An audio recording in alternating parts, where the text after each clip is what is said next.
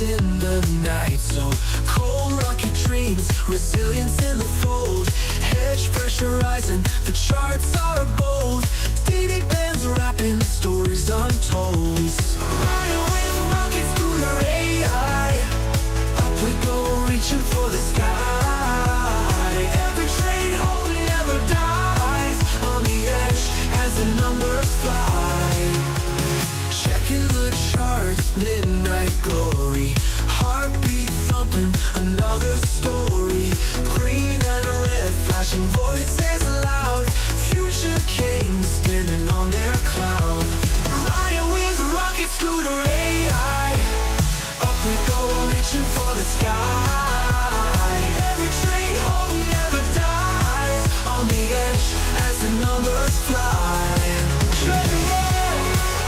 The pulse ascending, mind on fire, never ending.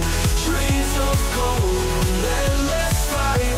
Push on through the endless night. Riding with rocket scooter AI.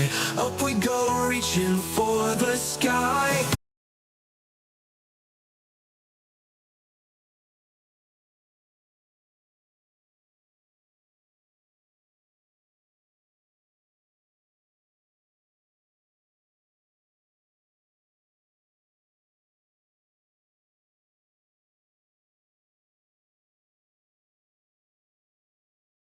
Can you guys hear me? Check, check, check.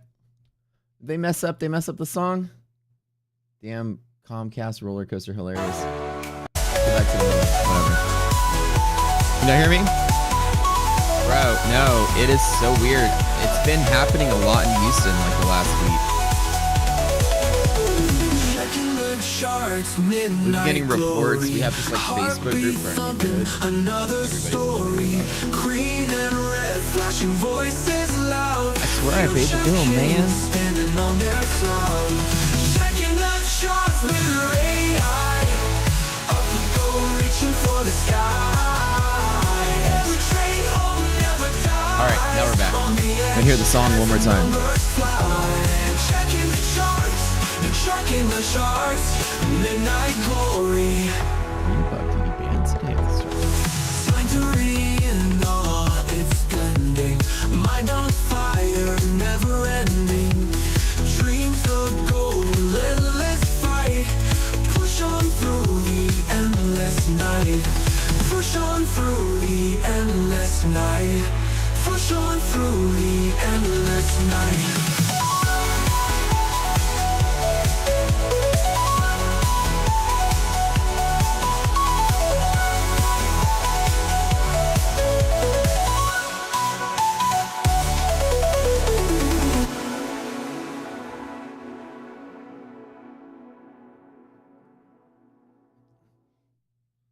All right, guys, girls, what's up? Say hi in chat. Don't forget to smash the like button. Let's get ready to get going here. Wait, hold on. Hit the like button. Rocket scooter. Yeah. Rocket scooter. Yeah. Hit the like button. Hit the like button. Rocket scooter. Yeah. Oh yeah, the poll. Yeah. Hit Hold the on. like button. This is so easy. Watch this. Ready? Poll. Hit the like button.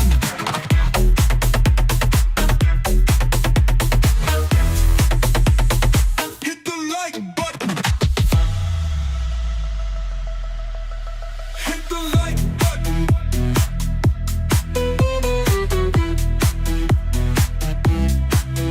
Hit the like button. Hit the like button.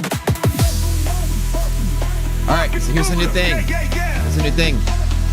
So we're gonna do. I have enough accounts to do a giveaway every day now. Rocket scooter. Yeah. Hit the like button. Hit the like button.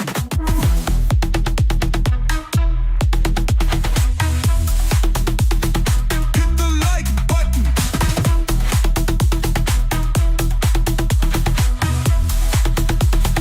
Hit the like button.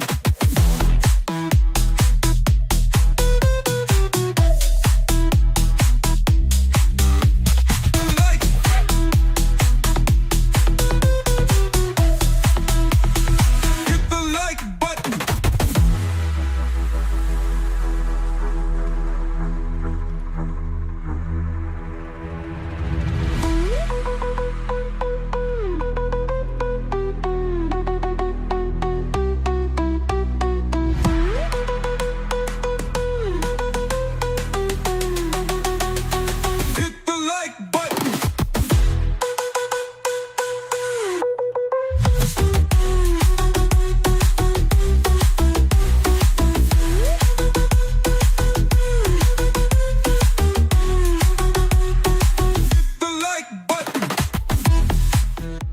No, this music is not supposed to be comforting to the ears.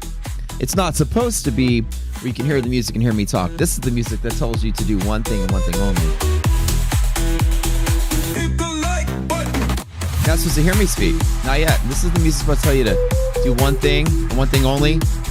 Yeah. You mute it till it's over. I love you guys, man. Y'all make my day fun. Come on, guys. Every time we make a trade, everyone goes, yeah. Trust me, I'm gonna make a video that's like, yeah.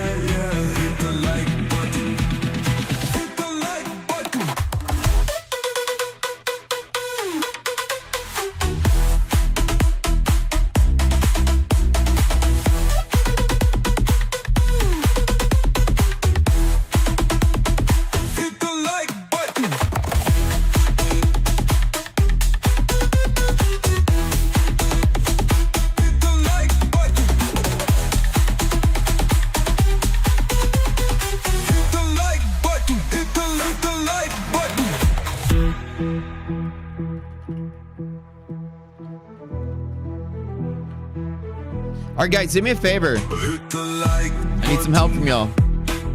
We're get started. Well, today we're now doing giveaways every single day. So, I know obviously I'm not just the most transparent. See all my trades on my screen. Most successful of all of these YouTubers out here by a long shot, not even close. I'm not some, I'm not playing the prop game to trick you into thinking I'm good. I'm actually good. I've achieved things that none of the YouTubers have done. Winning actual trading contests where you take one trading account to the end, stuff like that. There's a lot of people that don't do anything like that. They just throw 500 grand into the prop world and take 600 grand out and tell you they took 600 grand out or 500 grand or 9,000 grand or a million grand. Put in 100, took out 120. There's your profit. I catch them all the time doing it. Guys, check out my $50,000 payout. How much did it cost to get that? Oh, like 40 grand, but whatever. These guys can't make money doing this. They make money in that environment.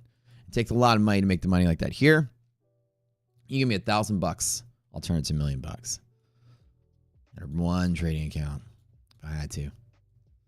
So difference is here. You're going to get a real trader doing real trading stuff. And I only do the prop firm stuff because you guys like to do it. You want to watch me do it. You love watching me do it.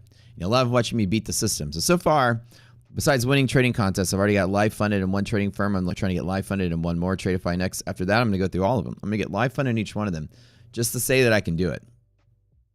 I'm going to be the first one to do it in all the majors. I'm going to try to be. I know there's other people trying to do this. And they've been doing it for years, right? I've only been doing this whole, this design of like, let me go get the live accounts purposefully since February.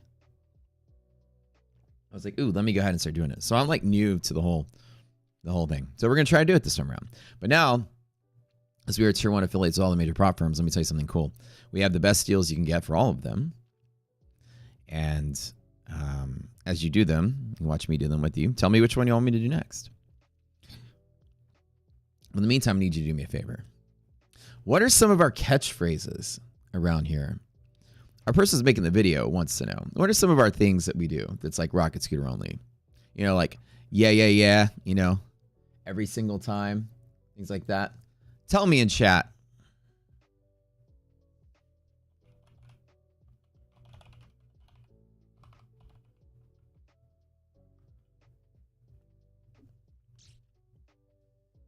Starting with $1,000, taking it to $1 million would be very impressive. I did that in 2020. I told people I'd take half the margin requirement of the S&P and turn it to $1 million. I made it to 100K in like 9 months, just trading it straight up, just to prove I could. $1 million would take a whole lot longer, and then we stopped because I developed Rocket Scooter, and then we launched it. Then we went to Zoom instead. But the last day I YouTubed, it was at almost close to 100K. Yeah. Liquid markets don't crash. It's funny. Oh, I like that one. Yeah. All right, guys. I like this. Okay, Welcome to the stream. So I have enough of these prop firm accounts. Like I said, we're tier 1 affiliates. I get enough of these giveaways now. Enough of these accounts to give away every day. I have been offered straight to funded accounts from Trader Right. Let me explain this. Straight to funded. Which means I will not just giving away evals. I will be giving away funded accounts with Traderify. Funded. Literally funded. All you have to do is be here every day, and you can win a funded account. Victor, that's the big prize. So imagine getting a funded account just handed to you for watching YouTuber. Nobody gets those funded accounts. So there you go. You have a good relationship with those guys. Today's giveaway is ETF. And ETF has direct to funded accounts as well. That's coming out pretty soon. So today we're going to be giving away ETF accounts. Going forward, we'll be doing giveaways every single day. So that's the new thing, a giveaway every day. Giveaway every day.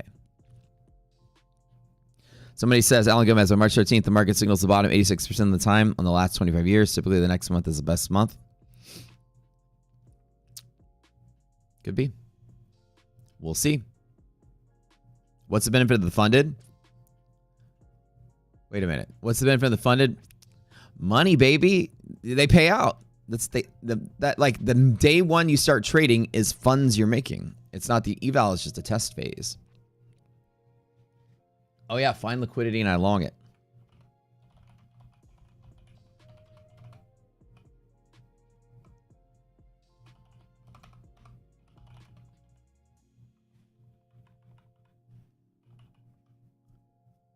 I like it. Okay. All right, guys.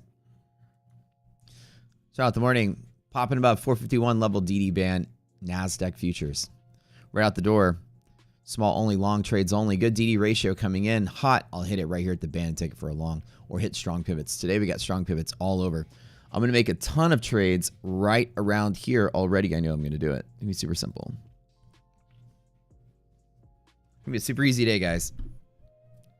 But with Adam Sandler voice, yeah. I find liquidity and I long it. Shabadoo.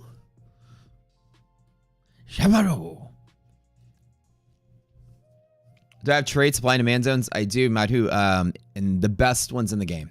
The best ones. Some of ours are 90% accurate per back test. My win rate, as I publish from my Tradeify accounts, is roughly the upper 80s percentile.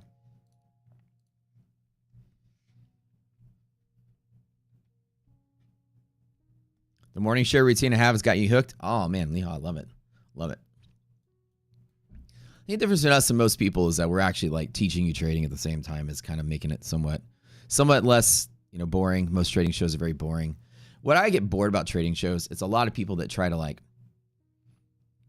pretend like they know what they're talking about when they really don't have a clue. And it's just like, it's almost like it's boring and it's also intelligent at the same time. Like just hearing a bunch of dummies try to make their way through the market and explain stuff. You're just like, oh my God, these people don't know. Yep.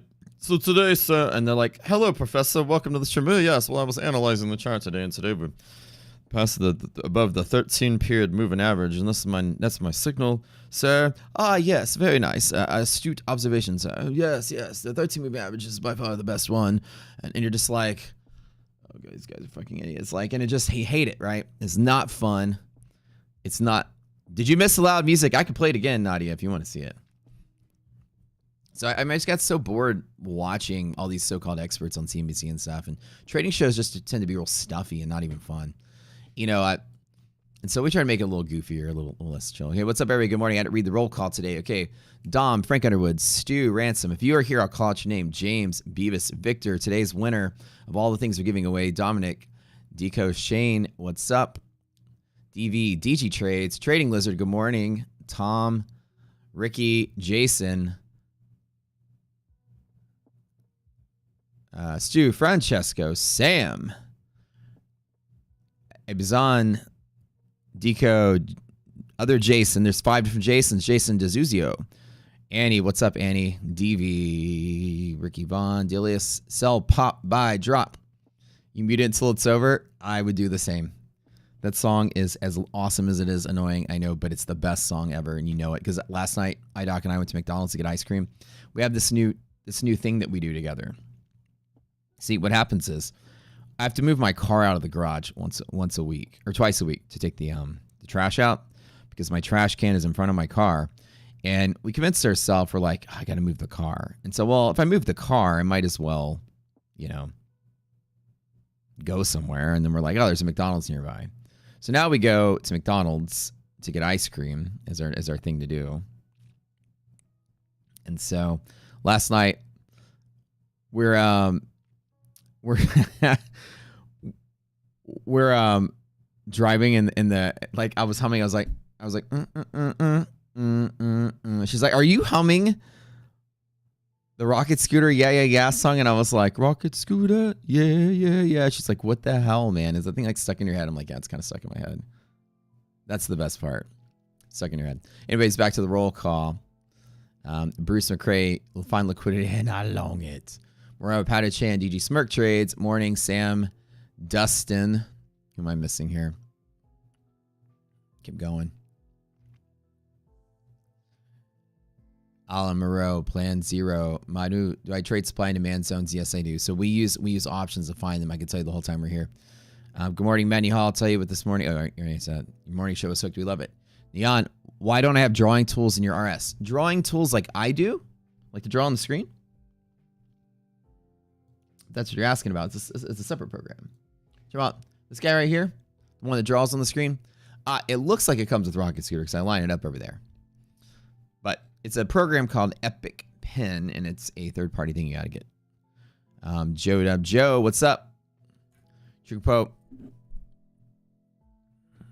I'll start calling you Disco. Got to remember that. Mark, Doug, Morris, JTR, Mike, Plan Zero. Nice. Well, what's up? Okay. All right. Good morning, guys. We have 22 minutes till market opens. Today is Friday. Let me check the news really quick. Make sure nothing crazy is going on. Our pre-market setup, we do the same every day. Nothing crazy in the overnight, really. All European stuff, nothing crazy today.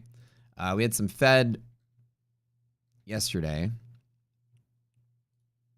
I think it really moved the market at all, though. Balance sheet comes out. Nothing big. Michigan numbers. Okay, so we got some Michigan numbers in 50 minutes. Yeah, so Michigan numbers are always lately because they reflect the inflation.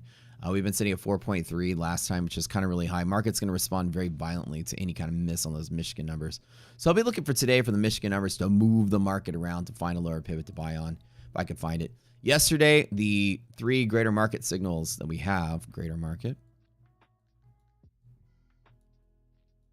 The DD ratio for the second day in a row has been trying to press bullish.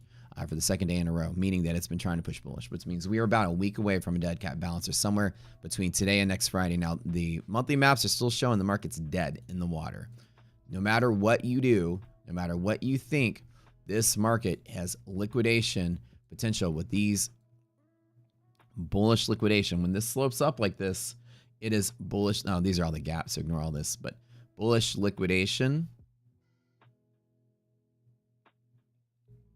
through the end of April. We have another month of still selling market. This market is not bottoming here whatsoever by the current structure. It needs an event to kick it higher. But we've been having the bid trying to be found. We have 2 days of evidence of that. And we're going to be right on the edge again today because we're opening above the DD bands. So I'm going to guess today that would be greater than half, which is good. And the market's going to be struggling to try to continue to sell off because it's still trying to sell off. So today will be a fight, hopefully a non-volatile fight. I'll be looking for SPY MHP breaks and things like this. Okay. Monthly map, still garbage. Remember, you guys, hit that like button. 200 likes and we do a giveaway. And we're going to be doing giveaways every single day. How awesome is this? We have enough accounts now to do giveaways every day. If there's any other firm out there you want me to try to do giveaways with, let me know.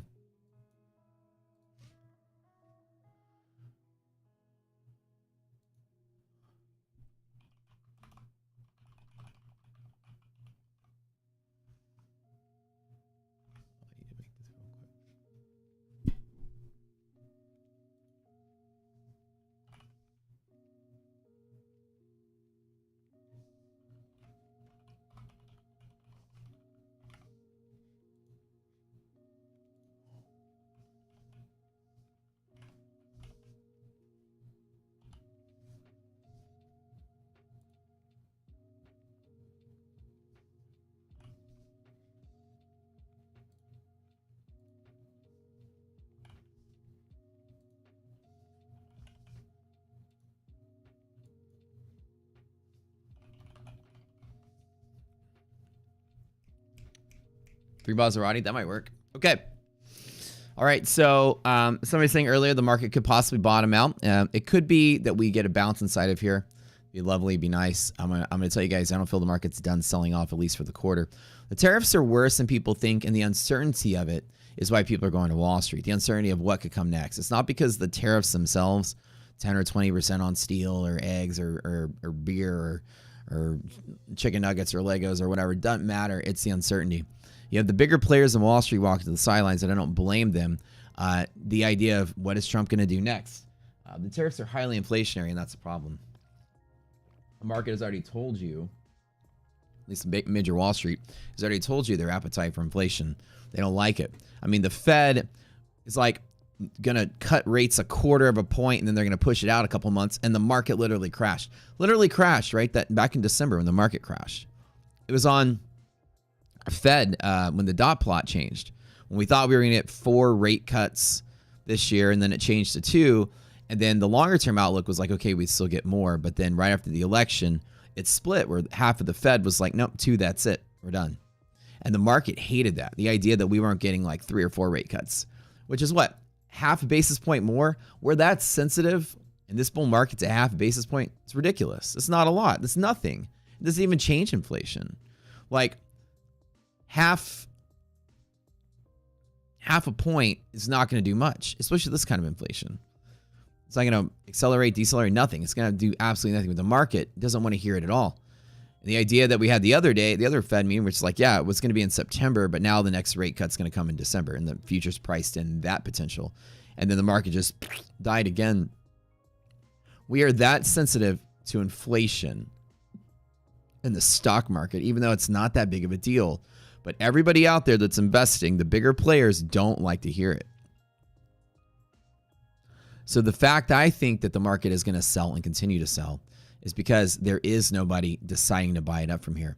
And the idea that it's going to fall for about 1/4 has to do with the fact that inflation won't be realized until earnings, right? All the tariffs go into effect now, like now-ish, right? And we got to wait a whole nother earnings season just to see what the effect is going to be. So if a company eats the cost or passes the cost in a year or whatever and loses sales, either way the company's going to lose. So all the company prices are coming down, which makes a lot of sense. The problem is they're all going to have to fall really hard, and then the efficiency of whoever bodes the finest inside of this environment will be the one that crawls back up. Be a really shitty quarter, maybe a really shitty next quarter as it stabilizes, and then the following quarter is rallying. This could be, guys, a correction that doesn't find highs until the end of the year. That really sucks. I've been chewing on some data for a while and trying to see. I've been reading data on like who's positioning and major, corporate selling and buying of their own shares and stuff. People are walking away from this market. This isn't temporary. I don't feel it. The amounts being sold and people going to cash is big. That's why the market has not found bounces on the way up. Unanimously, everybody's stepping aside. And it feels like COVID again without the volatility. COVID was like all businesses are shutting down, and so the market just crashes. This isn't crashing. We're lucky that this is just selling in a normal sense. We haven't really had many quote-unquote crash days through this. It's volatile and selling, but man, that VIX isn't like 50 or 60, right? It's systematic selling, and it's selling slower and slower and slower every day as more and more people become convinced. It's not crashing and kicking people out of their trades. It's people are selling and be like, okay, I'm done. Okay, I'm done. Yeah, I'm done. And so it's almost like in the middle of the sell-off. Feels like it. How about longing Tesla? Look, there's going to be a time this year when if you pick when it's time to long something, you will probably make millions of dollars if you get that exact date and time right. The problem is, hey, what's up? Happy Friday. What's up, Kaizen? Got Kaizen from ETF over here. We'll be doing an ETF giveaway today on stream. Don't forget, if we get 200 likes, Elite Trader Funding giveaway. 200 likes is 1 account, 250 is 2 accounts, and 300 likes is 3 accounts. We now will be doing giveaways every single day on this stream. Be here every day. So I feel that the fact that people are stepping away to this magnitude, you're not going to get a really strong bid for a while, at least for a quarter. You might get like 1 or 2 really good green days, but I feel like it's not going to be like 2022 where it goes down and up and down and up. It's going to be like down, down, down, down, and then maybe some good news, pop, rally like 10% days, and then back to selling, back to selling, back to selling. There's no gauge of how bad the tariffs are going to affect the company. That's what the uncertainty is. How does this affect Amazon's bottom line? We have no gauge of that. The investors have no idea what Amazon can particularly do to protect against, the tariffs. Do they have, because like a company has to make a bunch of decisions, right? Everyone's hit with the tariff and they go, okay, let me just eat the cost. Okay, well, your bottom line is less revenue. Second part is, we'll pass it on to consumers. Okay, bottom line is you're going to lose market share, so less sales. The other thing is the company may say, I have other suppliers, this and that. Maybe I'll have another supplier here to avoid the tariff. Okay, but then your costs went up. By how much? Wall Street can't guess that. We can't see behind that veil, right? We will only know at the time, whether Wall Street, talks to their buddies in these corporate areas and the company's like, yeah, by the way, we've got some suppliers. Don't worry, our stock will be fine, right? There's a lot of that shit going on right now. And I feel like there's a lot of that insider shit going on right now, which is why people are selling. Companies are like, listen, man, I don't think we can deal with this. Get out while you can, Mr. Buffett. You know what I'm saying? I feel like this is what is happening. Why the market is so confidently selling off is because people are kind of telling their buddies in Wall Street, I think we got to eat the cost. Thanks, man. Appreciate it. Hey, you play golf this weekend? Cool, bro. All right, let's go. How's Susan doing? Oh, she's great. How are the kids? Oh, you're good. Yeah. But anyways, I got all the stock. So a lot of that going on right now. And so Wall Street is so confidently selling off and nobody's buying. Words leaked out. Companies aren't going to adjust as quickly as you think they will. I tend to agree with Wall Street. The monthly maps are telling me it's brutal. Nobody is planning on this might be the bottom. The uncertainty is bad, and it's going to only get worse. So just be careful trying to bottom pick after this month. I'm in the boat that we got 3 months of this at minimum. Monthly maps agree with me. All right, let's get going. Speaking of that, let's find liquidity and long it if it appears, because you never know when it will. So I've taken levels along the way down. So there's crashing. We are the crash, right? So this has been the most systematic sell-off I think I've ever experienced in my 15 years of trading. It's been very interesting to see it just sell off like this. Again, the market has not moved like this since COVID, where it just presses lower, like it already has a target in mind. Like no matter what we do, it's kind of going down. COVID, right, kind of just crashed down. I mean, it crashed. I mean, it fell faster and faster and faster. Our market isn't doing that. It's falling kind of at the same speed. Every day feels roughly the same. It's interesting to see it just kind of the same sort of falling every day. It's not speeding up. It means that there's not people getting squeezed. Everyone's just kind of like slowly walking away. I can't explain what it feels like. Even this was like crashy feeling. I don't think I've experienced anything like this. It kind of feels like that. And this is before my time. The only piece on the chart I ever found that reminds me what we're dealing with now is that. And any recovery is going to be like something like this, like a quarter of selling, a quarter of chilling, and then maybe you can crash. It's like we're staring at something like this. If Wall Street figures it out, which it likely will, this is a difference. This is the housing market crash. I'm going to kind of deny that that's possible. But something like this and something like this is kind of what I'm feeling. The market's just going to press and press and press because everybody knows it's coming down. That's what it looks like. When everybody knows it's coming down, when nobody knows it's coming down, it speeds up and then recovers pretty quick like that. But when everybody knows it's coming down, the difference between here and here is people are like, yeah, this housing market's going to crash. Everyone's just walking away. Y'all can see the difference between the two, right? People have accepted their fate of a bear market, and it's going to be longer than you think. So they got to be careful with this. The curvature here means squeezing. The linear here means we're all on the same page. People are walking away. They are already out of the way. The bid is lowering. Do we got it? The only time in history that I remember the market just moving down in a nice, clean, easy, straight line was before the market crash. Not saying we're going to crash, but I'm telling you, it's not going to V up and rally without major news to change directions, okay? Which means we are sitting there on the cusp of, okay, Trump needs to like say, okay, sorry guys, no more tariffs. Just kidding. The uncertainty is here. The uncertainty is there. Does everyone see what I'm saying? That straight line press down. We might get a week or two like this, but the market is not going to V up without some news that's changing, right? You know the market's, you know, everybody's going to be affected and the uncertainty is making it bad. So like I said, I don't feel like we're going to get something big up unless we get Trump changing the dynamic. So this is what I'm expecting through the end of the quarter. A lot of people are thinking this. This is systematic, man. This is like the algorithm's just lowering the bid, lowering the bid, lowering the bid. It's not like it's crashing out, right? Does you all see the difference, right? Not speeding up. That's worse. People have accepted their fate. All right, let's hit 200 likes today. We do ETF giveaway 250. We give away 2 accounts. 300, we give away 3. We're doing giveaways every single day. And guess what, guys? I have been approved to give away. Now, we love ETF, okay? We do ETF here. It's a pretty great company. They're about to do direct to funded. Just announced that out. Direct to funded is probably the best thing you do. I do direct to funded and Tradeify. I love it. Skipping the eval step is the best thing you can ever do is in a funded account. Go straight to funded. Now, speaking of that, I've been approved to give away funded accounts with Tradeify. That's right, funded accounts. You guys stay here every day. We're at the highest tier affiliate relationship you can with that company.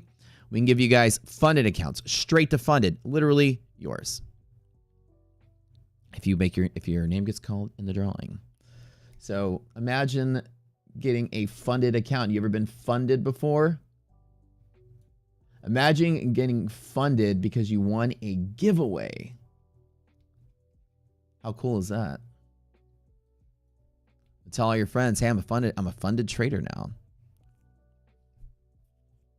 What's my bias with NQ today? Well, today looks like we're getting a little bit of a bull bump. Anytime we open outside these ZD bands, I get excited that the bull market's trying to come back.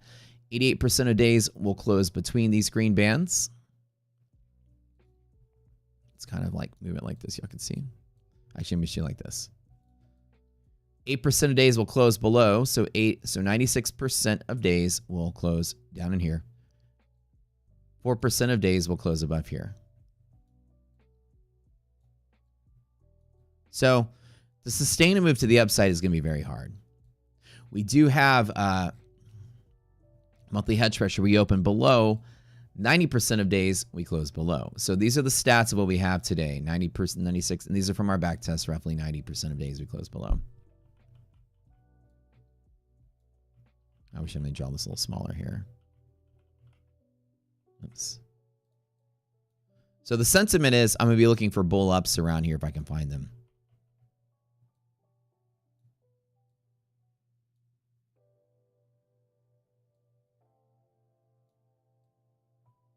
Let's do this 90.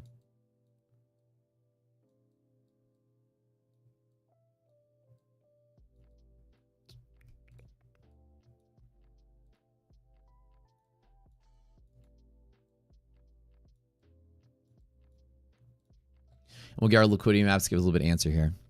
So short plays, no. Because the market's gone up, I don't short.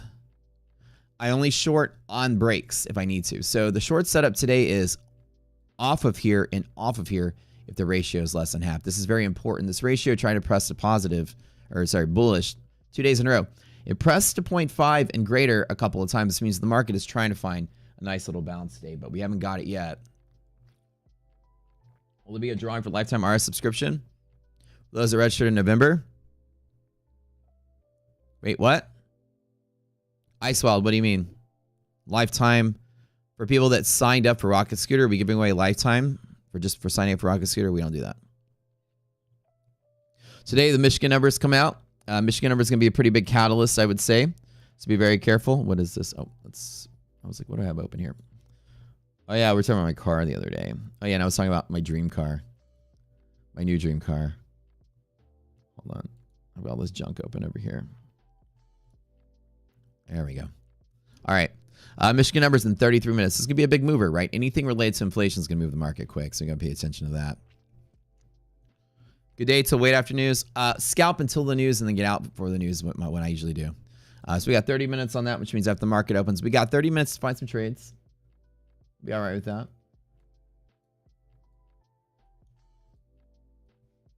So we're likely going to open with resilience being positive. Nice little gap up will be nice. You want to watch this resilience number to see what happens. It's going to be, 20, 30, 40 as all the stocks are gapping up right now. And make sure that it holds above 0 that we can support the half gap. So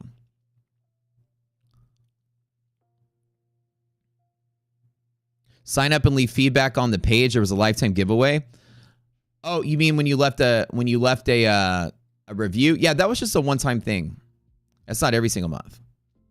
Not like if you left a review, we're gonna give away lifetime every month if you give away a review. That was just that first time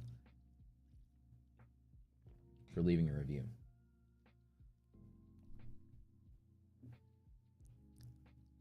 While it does sound great to give away $4,000 every month just because someone left a review, I don't think that would have been a good business decision to say that. That was a one-time deal.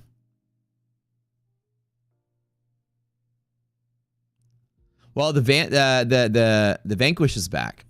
Yeah, the DB11, but they brought the Vanquish back. It would have been DB11 in the meantime when they got rid of it, but I'm super excited because they brought the Vanquish back. So that was kind of like my cool ass ideal dream car. The old James Bond car. Look at this boy. Look at this bad boy. Oh, so sick. Kind of looks like the car I have now, but I have the Maserati version. Now this would be obviously like, twice as expensive as the Mas. Like the stream. Thank you, Dom. Appreciate it. Appreciate it. I could just give you Ice Wild. We're gonna do lifetime giveaways for people that buy prop firms, though. What we're gonna do is a giveaway, and if you can prove that you spent $500 at a prop firm using our code, that's all it takes. Then you enter the giveaway for lifetime when we do those. We might do those roughly close to once a month, and that number might change as more people join the stream. So like it might change to like 1,000, 2,000. We'll have thresholds. So right now, if you've spent $500 at the prop firm using the Rock Scooter code, we will give away lifetimes on that. So that's the one we are doing, perpetual. All right, guys. Ooh, we hit 212. Okay, we're giving away one ETF account. Let's get those likes up, everybody. If you click that like button, we're going to give away 2 accounts today. If you click that, 300 likes, we'll give away 3. How would I prove that? You just have to show me your receipt. You just have to be like, here it is. 1 minute till market opens, y'all. Just show me your checkout or whatever. Show me a picture. I'm sure you guys wouldn't lie to me. But I can confirm with the prop firm. I would just say, hey, has this email used our code X amount of times? And they'll say, yeah. All right, I'm looking for that MHP as a tap. It's probably take a long off if I can find it. We're at the gap and go side of things. So top of DD band, there are some gap fills, I think, up here at 559, 561 on SPY. Let's let this guy play around. Now, again, I don't have any setup here. Normally, I don't trade out here except long pivots only and off of DD band itself when the ratio is greater than half. Now, I don't know what the ratio is. I'm guessing it might be greater than half, but we'll see. Michigan numbers in 30 minutes, so that's going to be kind of like a major catalyst today. You think you hit 500? I think most people can easily hit 500 bucks. That's like one Tradeify account. Yep. How much would I pay the blind monkey strategy this year? Would you still trade more long than short? Yeah. You still do. Like almost all my trades have been long for the most part. Ooh. Okay. Oh, yeah. All right. Great. All right. Here we go. Resistance there.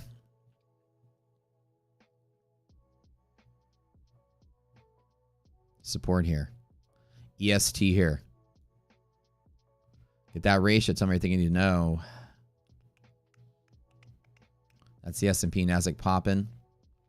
Check futures real quick. On S&P, similar story.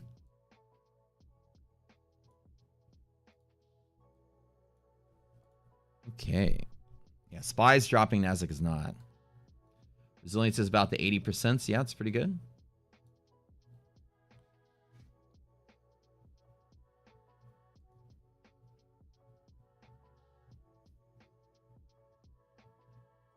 EST spy at bull zone. Do I want to try this bull zone tap? Let me see QQQs really quick. Okay.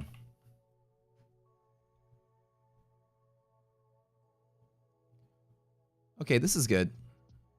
Nasdaq's in an IP. Let's watch Nasdaq today because that's kind of the one that's more questionable. Nasdaq in an IP, resistance from there. Support from here. Guys, we got an easy peasy range to play in. Not touching in the middle. Let it do whatever in the middle. Let it do whatever it needs to do in the middle. Okay, we're going to let it pull back. Longs in there, shorts in there. Easy peasy. DD ratio greater than half. Oh, even better. Even better. No shorting off of that. Perfect. Perfect. Longs on the board. That's it. All right, we're going to wait. Tell me about your day, guys. Oh, it's going to be fucking easy. That's why y'all come here. I'm pointing at the fence like Babe Ruth.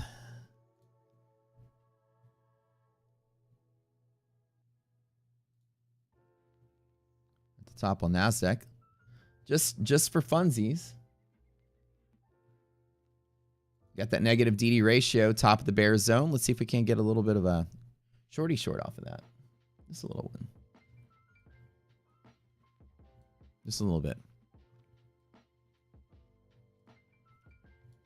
Again, I could get squeezed. This isn't the trade I really care about too much.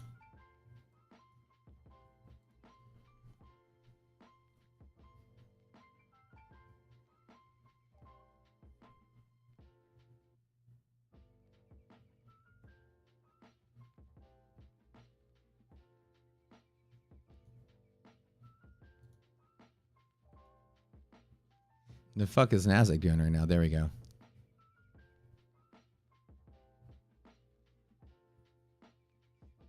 This is Michigan numbers come out a little bit.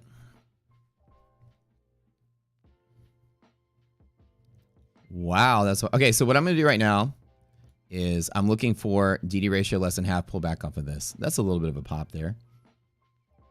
Insane. Do you want juice or eggs? Oh yeah, juice please, juice please. This was a little unusual to start the day off. That kind of popped really hard.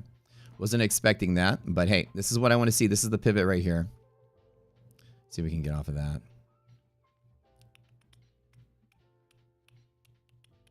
I want a long here. This is my ideal trade, the long here, the long right here.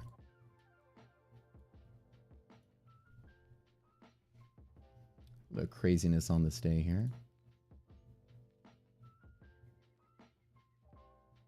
A little crazy on this one. Oh my goodness.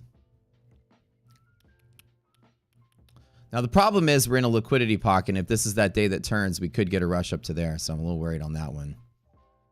Be careful on this.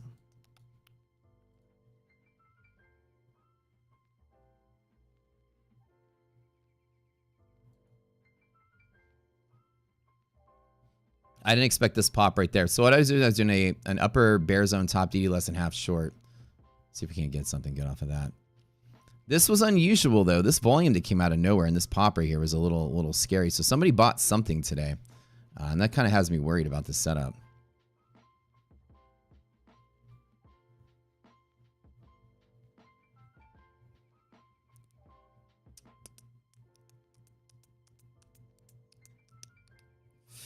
I don't like this. So what I'm going to do is I'm going to wait. I'm going to close that out and wait till we get back below it. That's a little weird. That really was a little weird. I'm not sure about that. No. I'm going to wait on this one. That's just weird.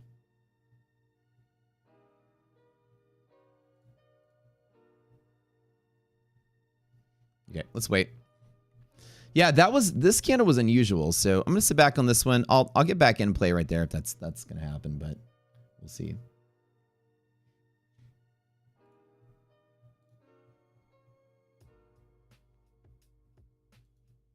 It's a little odd. Let's wait.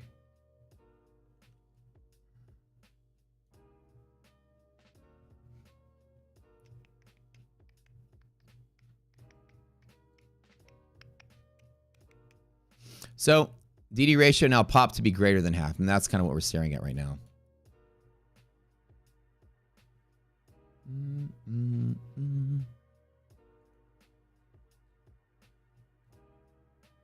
So, popped out of that one pretty quick.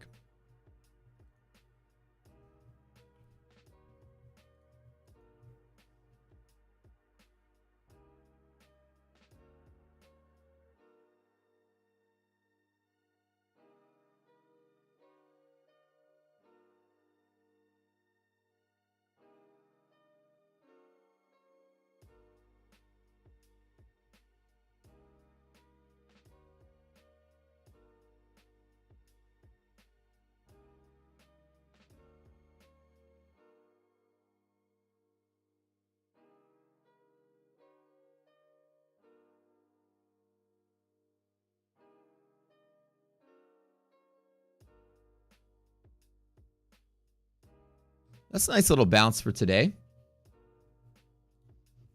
I wasn't anticipating that, but we'll see. Something cool is going on. I like the way that it's trading, though. Remember yesterday we said the market was trying to find some bullishness. DD ratio greater than half, so that's good. Now, a good setup from here is going to be really hard to find. So that was very unusual. So this is good to see that. Outside these DD bands, I don't usually find a trade too often unless I get a nice, good, strong pivot to trade off of. Let's find out what it is. Let's look at SPY. That was that upper one I was talking about earlier. Right at MHP on SPY. We are breaking through MHP, but MHP res is negative. So let's see if we can't get something off of this now. Proxy trade on SPY. I'm on NASDAQ.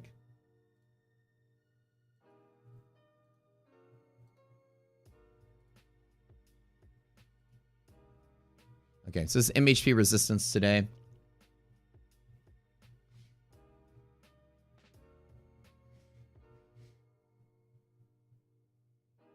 Give me a second, I'll be right back.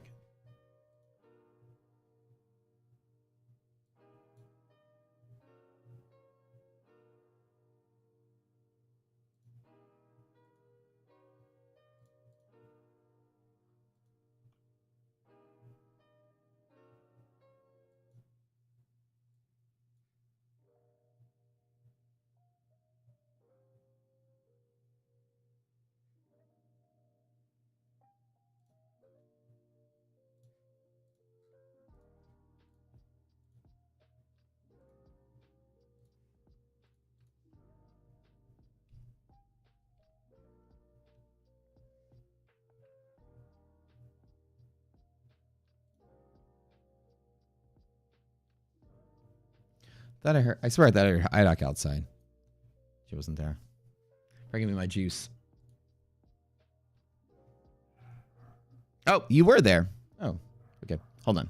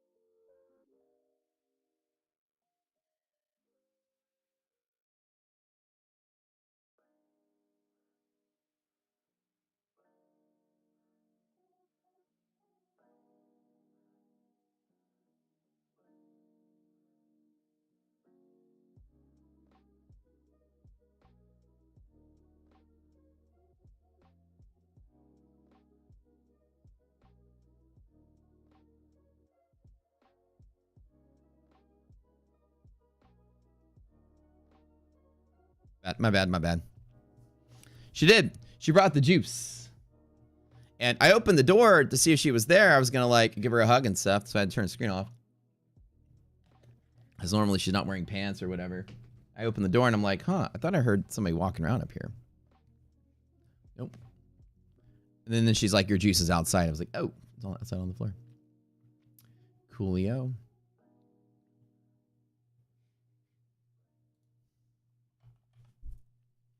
I don't think we sell off today, though. That's the thing.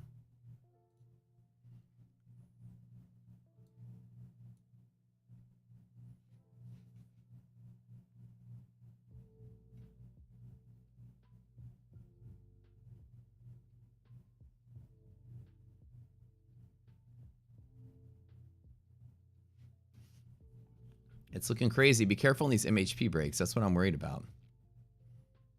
You're watching SPY right here at the start. But the Michigan numbers come out in like 18 minutes, so be careful on that.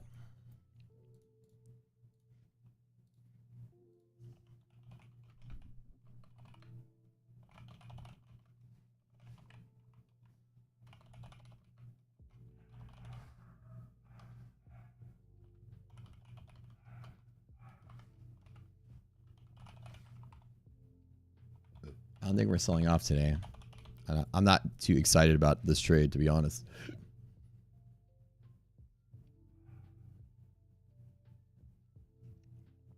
We have overshot. So what I'm waiting for is I'm shorting to retest to this. So I jumped in, like we overshot without really giving it a good go. This is it. This is just the level right here. Now this could keep squeezing. This was the retest. I think I'm in a bad position, to be honest. Okay, I don't want to be in it anymore. I'm not gonna lie.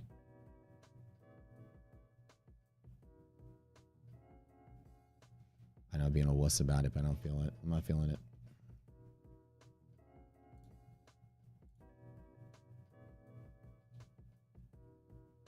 I'm not really feeling it, guys.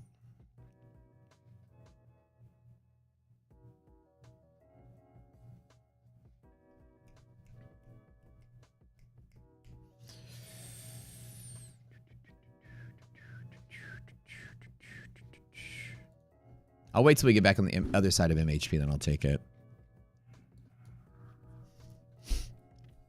I know I'm being a wuss, but this is kind of really hard to gauge, and I don't know if I want to. We're kind of in no man's land up here. I don't really do too much, except for long only on good, strong, long pivots. So I don't normally short up here, so I don't want to do anything on the short side.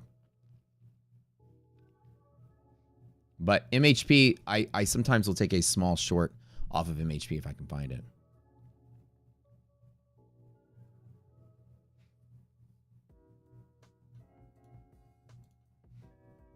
So I'm fully flat right now, just chilling. After that first burp, just waiting. Okay, hold on 1 second. Okay, we'll wait for the Michigan numbers to kind of find some trades here and get something from that. Well, the maps have improved significantly. Yep, let's take a look at it. Yeah, I didn't like that trade. I'm gonna walk away. Yeah, we are finding some liquidity in here. Now, this will reflect like the last 2 or 3 days of us getting that DD ratio above half. So right now, the goal is, okay, this could be the day that's popping up. This isn't the short fade day. Everything's looking good. So let's find out. One of the problems is that here, we need to get a good strong long pivot to trade off of. Now, my thought was that we were going to be playing inside of this range. I was looking for longs all down in here. There was resistance off of there. And so today, this is a nice tidy range to play in. Anything that supports here, though, is a nice bull run up all the way through there. We could get, 50 points plus move from here, but we're going to wait to see those Michigan numbers come out. Let's see what we get. On the dip side, we've got 555 support, 557.50 support. That's basically it. Yeah. I said yesterday, today could be the bull day. Yeah, I did. I mean, we saw the signs yesterday. I'm still not convinced that this is a reversal in the market, but we'll see. No trades right now. After that first, like that initial resistance play didn't pan out, I was just like, nah. So let's see what we got here. My original play was to short from there down, which we did, but the DD ratio flipped against me. So now I just closed out. So now I'm waiting to see if anything better comes out of this. Nasdaq's going to be the one that's got the more telltale sign that gives you a little bit more information. I think Nasdaq's kind of better set today.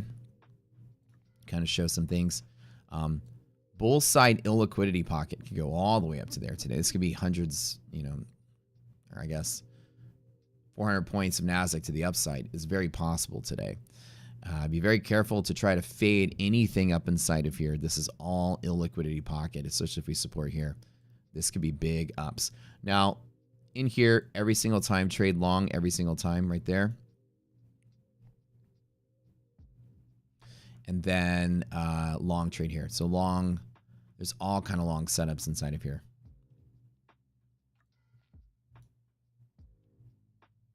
So those are all really good setups here. No shorting, no shorting, no shorting, no shorting, no shorting. Only shorting down in here if that ratio is now DD ratio is now less than half, which is kind of fighting. That's weird to see which stocks are fighting.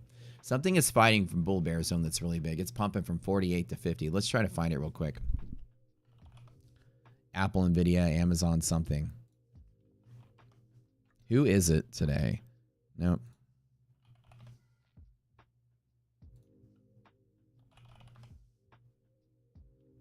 No, we're fighting bull zone to bear zone or in an IP somewhere.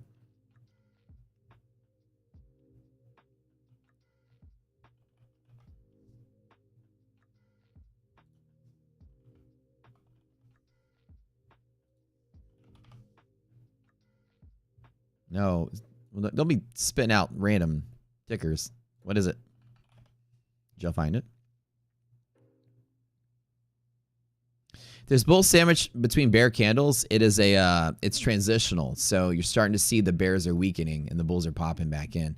So basically, like, you have bear side and bull side there, but like the algorithm is like which one's stronger. And if the bear side's getting like whittled away, it's like peeling off layers. The bull side is what's still standing. So it's kind of what you're seeing as a transitional phase. This could be some support in the market. If for a day or two, it'd be great. It's on Nvidia, Meta, Amazon. Let's use the scanner to try to figure out where we are, which stock is.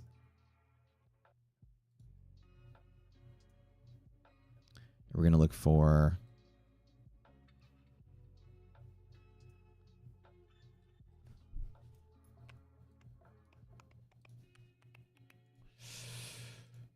there's one of the stocks that the drastic change in DD ratio means there's some stock that's flipping bullish today. And we're going to find hedge spread up to see who it is. There's our hedge spread down.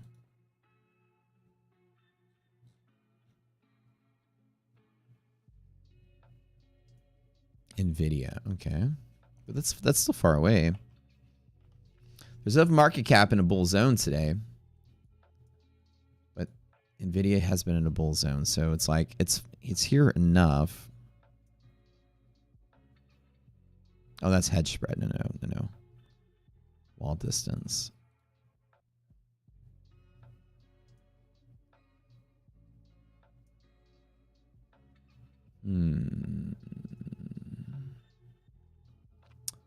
It's just distance from hedge. I don't think we have a way to figure out if I search for illiquidity pockets, maybe that might help. A stock that's in an IP.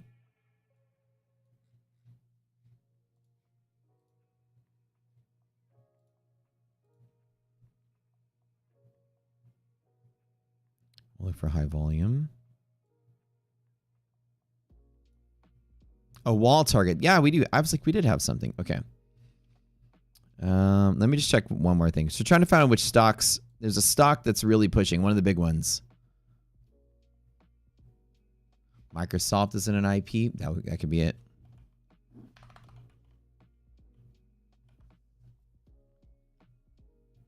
Yep, there you go, guys. That's it.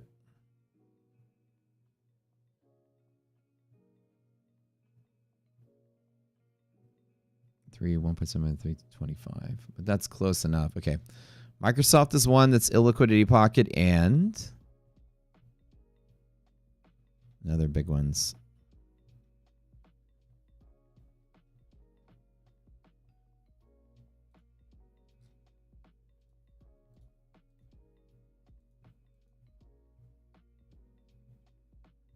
Google is in an LP. No, not yet. Michigan numbers coming out at 9, so be careful today.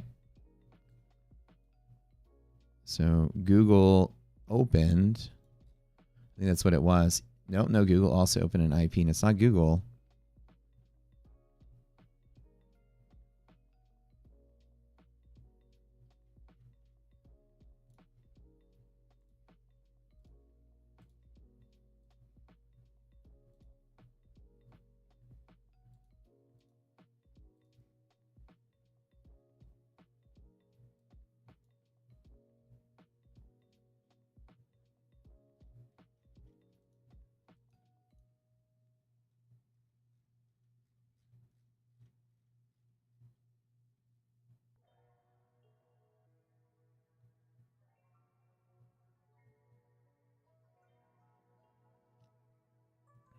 I don't see anything. Yeah, it's, I guess Microsoft is the only one that's.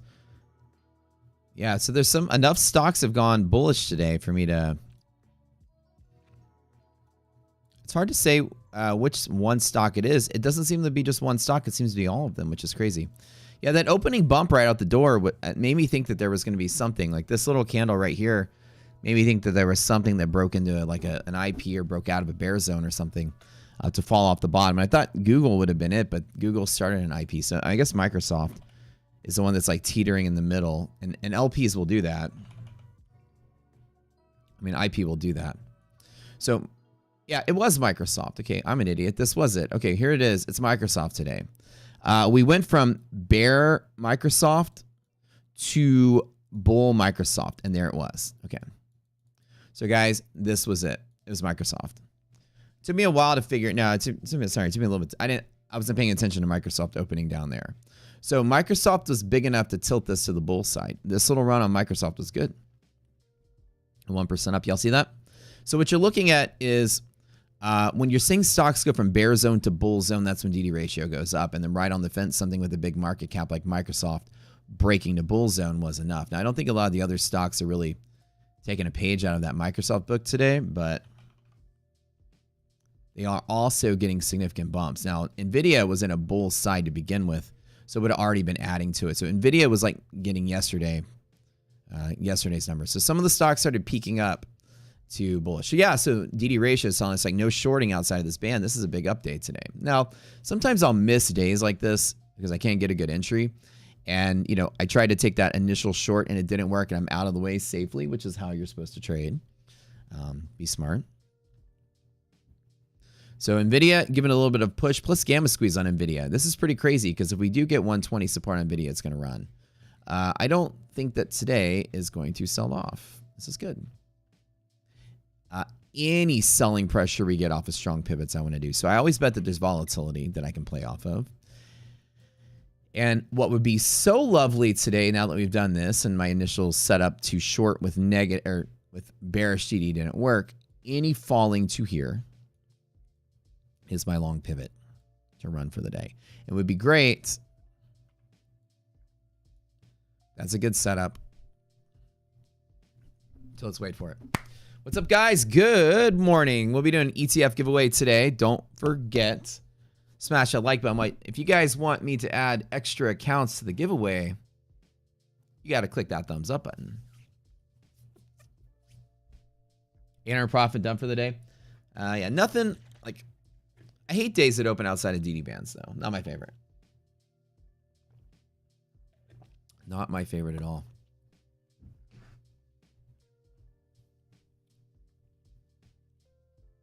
Michigan numbers coming out soon. We've got 4 minutes until those guys come out. Every bone in my body is telling me the Michigan numbers are going to pop this market higher. Now, again, I have my finger on the long button in case we dip. That's good. If the market pops higher, it's okay. Sometimes it's not really a good entry to take, and I don't want to gamble on this. But today, ladies and gentlemen, today, the best setup is here to there. This is the best. I'm going to write best on the screen. Y'all want to watch me crush something today? Watch this. Watch and learn. If I get a dip to here, oh, we're in. We're in for the good. Okay.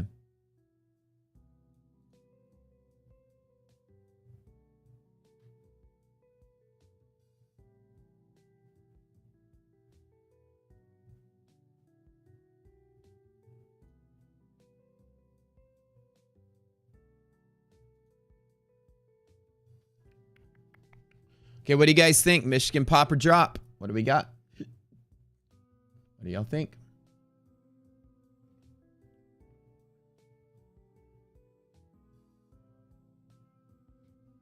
Pop or drop? What is it?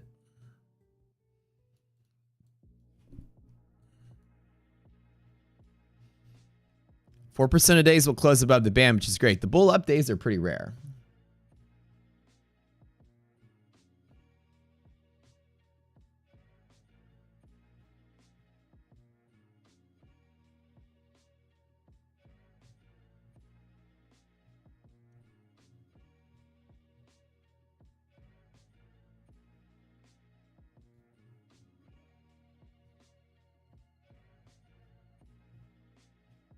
Three minutes till Michigan numbers. Microsoft is the big pusher today. Yeah. Well, Microsoft breaks some bear zone bulls out of me. Microsoft pushes pretty hard today. We've got 2 minutes till those Michigan numbers come out. What I'd like to see when I say best setup is I'd like us to see right down closer to here, which is going to be roughly 28 points lower below the open. So let's do that calculation really quick. 28, 38, 48, 24. Oh, yeah, yeah. So that's here. That's, as a matter of fact, best would be here. Best. That's the same. MHP. That's the same across the board.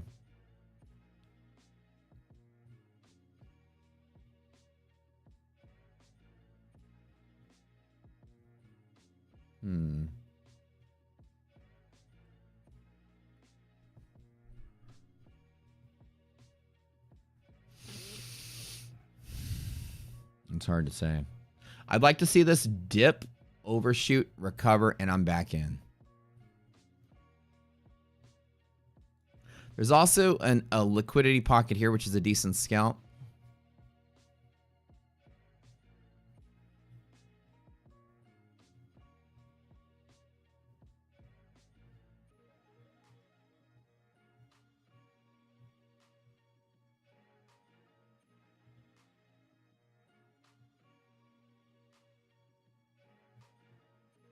Can y'all feel the tension right now? Like the market's literally like sitting in the middle of these Michigan numbers. I can feel it. Do you feel the tension today?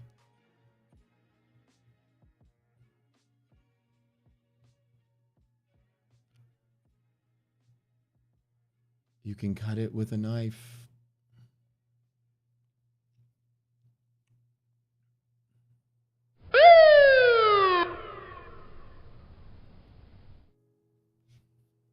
Oh. All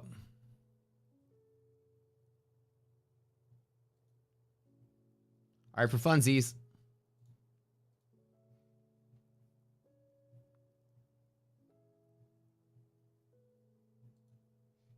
Trying to scalp it off of an HP.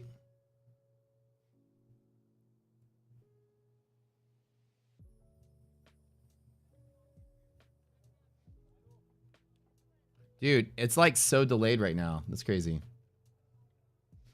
Numbers come out. The 1 year, 4.9. See, I'm all scared to tap this one. Should I take it?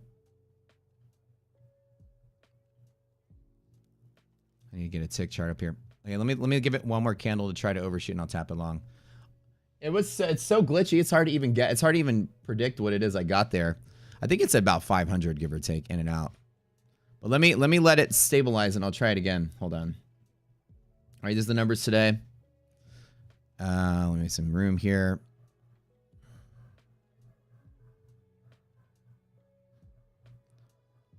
The 1 year 4.9 on a 4.3. The 5 year 3.9 on 3. So 5 year expectation. This actually was against the last print of the last expectation. The tariffs are baking in super hard right here. Now, the interesting about the March expectations, 5.4 on a 54 on a 64. That's a huge. These are huge misses on these Michigan numbers. Current conditions, 63 on a 65. Still high, but like less than what it was. Like inflation is coming down is what the market's kind of agreeing to. We didn't actually get the target I wanted. I'm gonna try to get a little lower on this one. it says best. I kind of want to grab it. All right, guys, what do y'all think? What do we think? All right, in chat, everybody, I want you to type ETF in 5 seconds. Don't do it yet. Don't do it yet.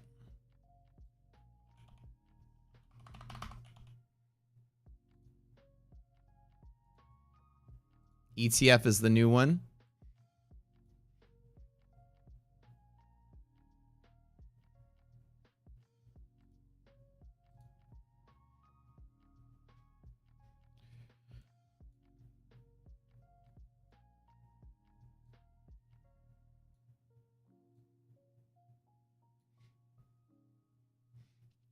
So on this one, I kind of want to see interaction with MHP. When I wrote the word best, that's kind of what I want to see today.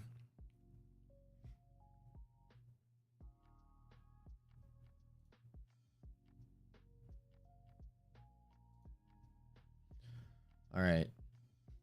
Just to show you guys like where I'm standing with these with my accounts today. Obviously, I'll keep y'all updated. Kind of hit or miss today. Oops. I think I'm still green though. What a confusing day. And Pickle is barking like crazy. I'm gonna grab the long if I can get it. This is where I am today.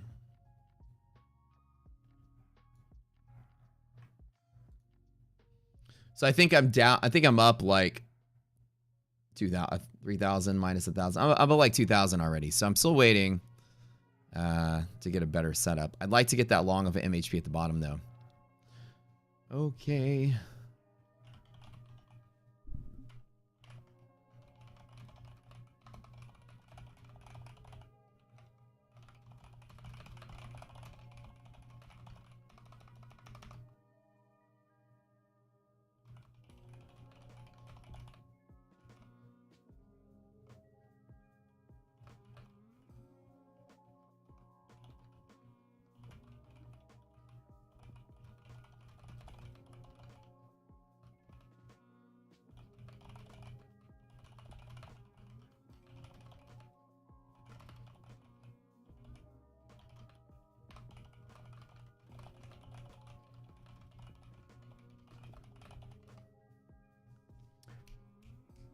Okay, let me do another poll.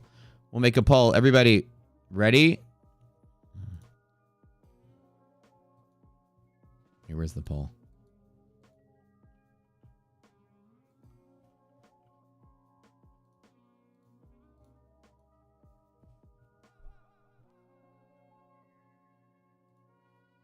Hey, my YouTube is frozen again. Gotta love it.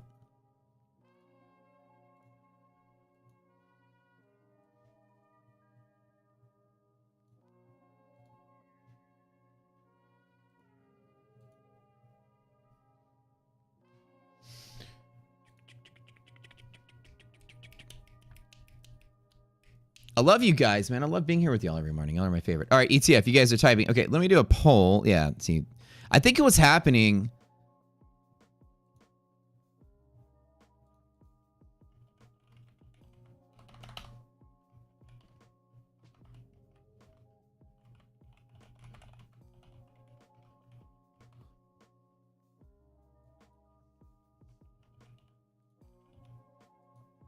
Okay. So, we'll talk a little bit about ETF really quickly while we're chilling here. You guys may know, if y'all been paying attention. Now again, this nice little bull bounce. I didn't really get the best that I wanted to get on the target. I did grab this long. I'm going to retrace. I closed out real quick on the scalp. I really wanted it to tap the target I was looking for. No active trades right now. Looks like I'm up like $2 grand for the day though, which is kind of okay. But this is an interesting setup. Okay. All right.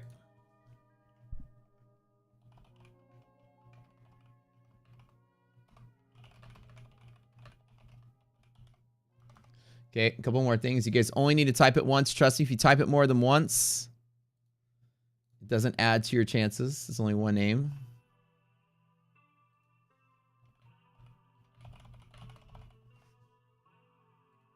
Okay. All right, go over some little bit of ETF stuff. So if you guys didn't know, right?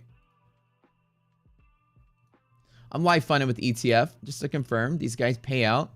Live funded program, pretty nice. Get payout every single day. I entered their trading competition last October. I won first place, live trading competition. I tend to love to compete in trading contests. I love to compete against other people, head to head in a group setting. I am pretty good at trading like a single account and rocking in, having it grow. Most of the people that are on Twitter or on Instagram or on YouTube or whatever, they're called, prop arbitrage. It's a game they play. They're not really trading, although it looks like they are. What a lot of them are doing is trading off screen and then moving the winning trade on the screen and letting you know, and every day it's a different prop firm, yada, yada. That's not somebody that's going to teach you how to trade. The only way you can do what they do is if you also have hundreds of thousands of dollars to invest in eval accounts to play them against each other and show the winning one.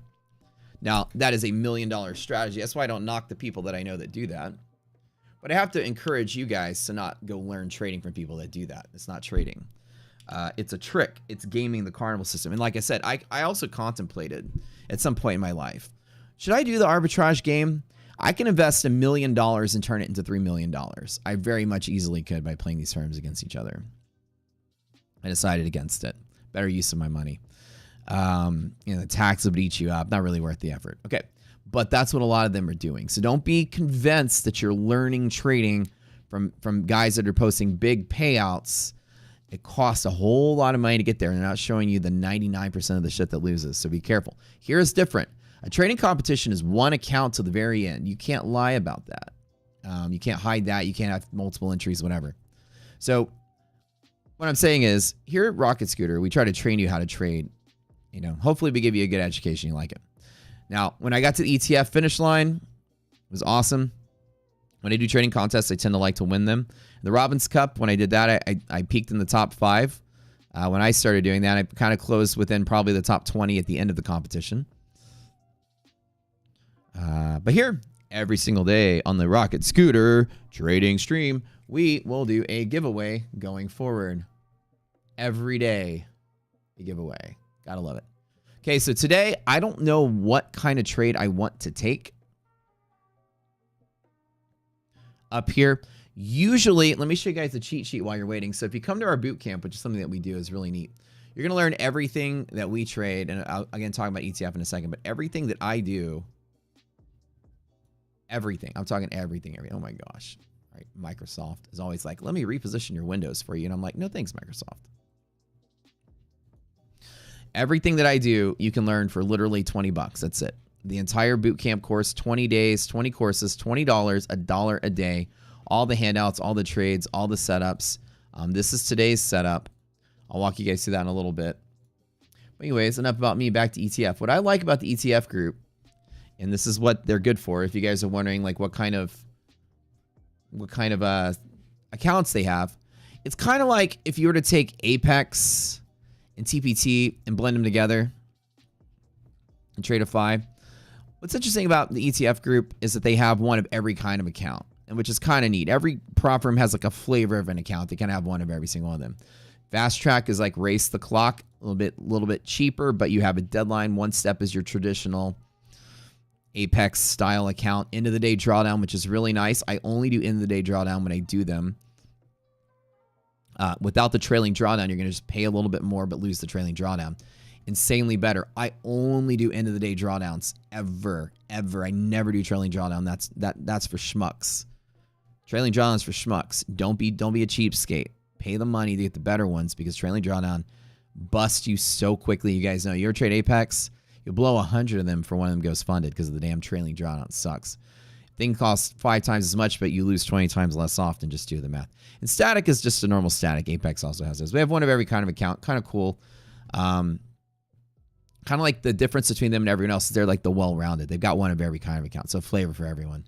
But I can confirm they do pay out. No problems there. No hidden rules. Good like stuff like that. But anyways, get the drawing there. So every day we'll be doing a drawing for giveaways. Today's ETF day.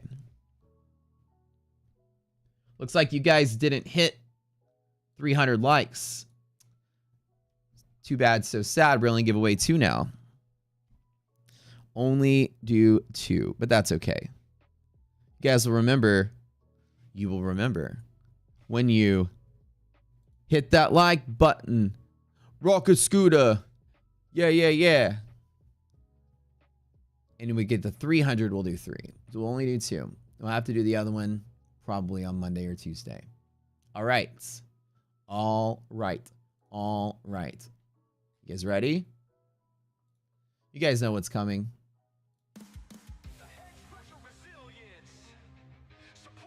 Bull zone.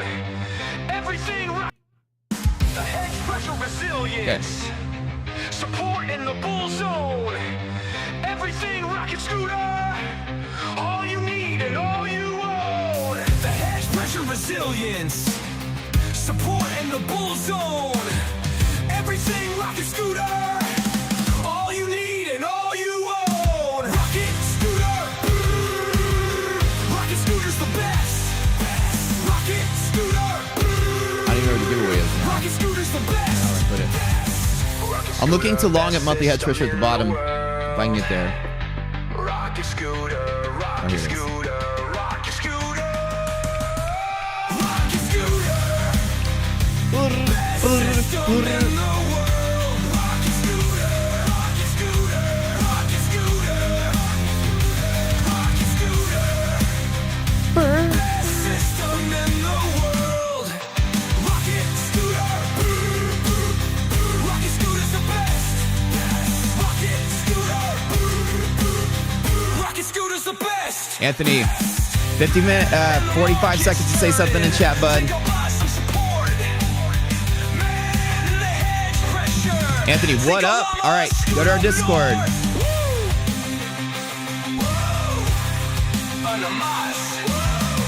Good job.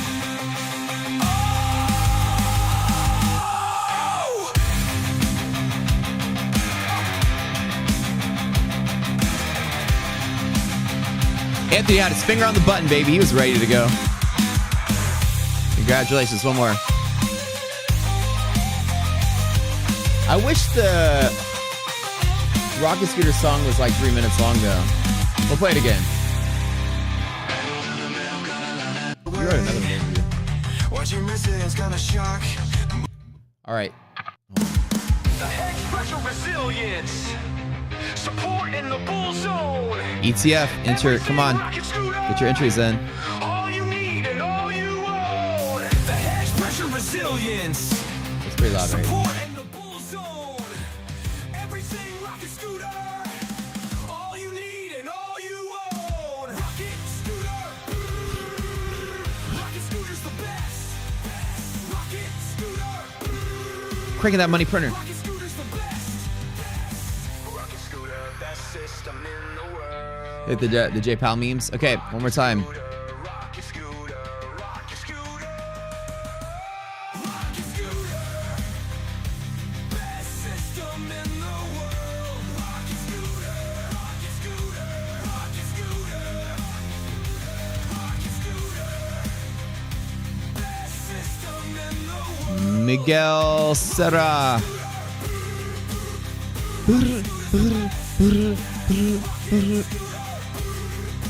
Getting close to my long entry, guys. I'm looking for this to dip really quick and come back, and then I'm gonna take a long there if I can.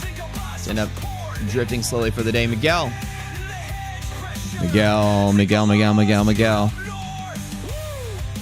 Thank you, bud. What's up, dude? Oh, congrats, man. Howdy. Good job, bud. Good to see you, by the way. All right, message me in Discord, you guys. I'll get you your codes by the end of the day today. Okay. I promise by Monday, I'm going to have our playlist done where I'm going to have all just AI-based music. Okay. So the free lifetime, if you buy at least 500 on props, we're going to do a giveaway for lifetime. Probably once a month. So as long as we're doing that, by the end of March, we'll finally do our first one. Our whole thing was we need to get enough entries, people entering to do it. And trust me, we have enough people entered now. What I'm going to do is I'm going to host a drawing. We're going to play the honor game, the honor system, the honor code. And the way it's going to work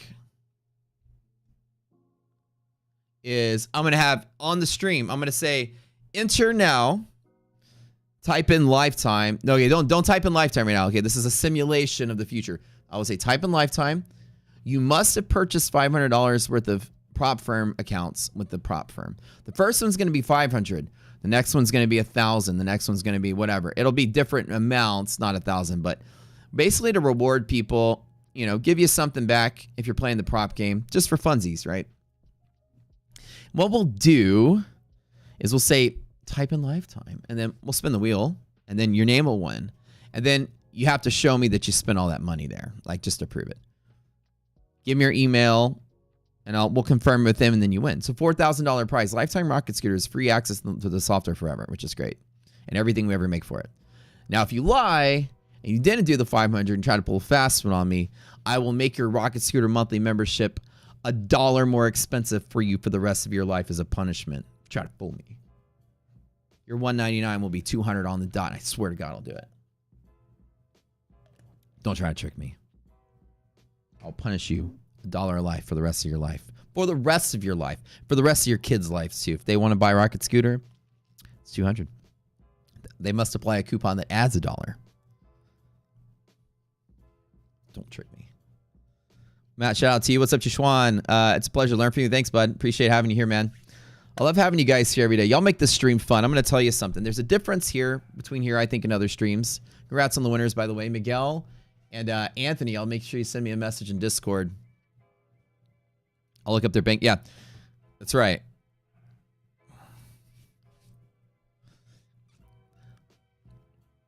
If you try to lie to me, I'm going to make you co-sign for my next car that I buy when I get that Aston Martin. Now, you'll legally own half of it, but you'll have to wonder every day if I'm going to pay the bill, depending on how good I do at trading. In a bad market, it'll probably ruin your credit. So don't lie to me. You never win anything, so cool.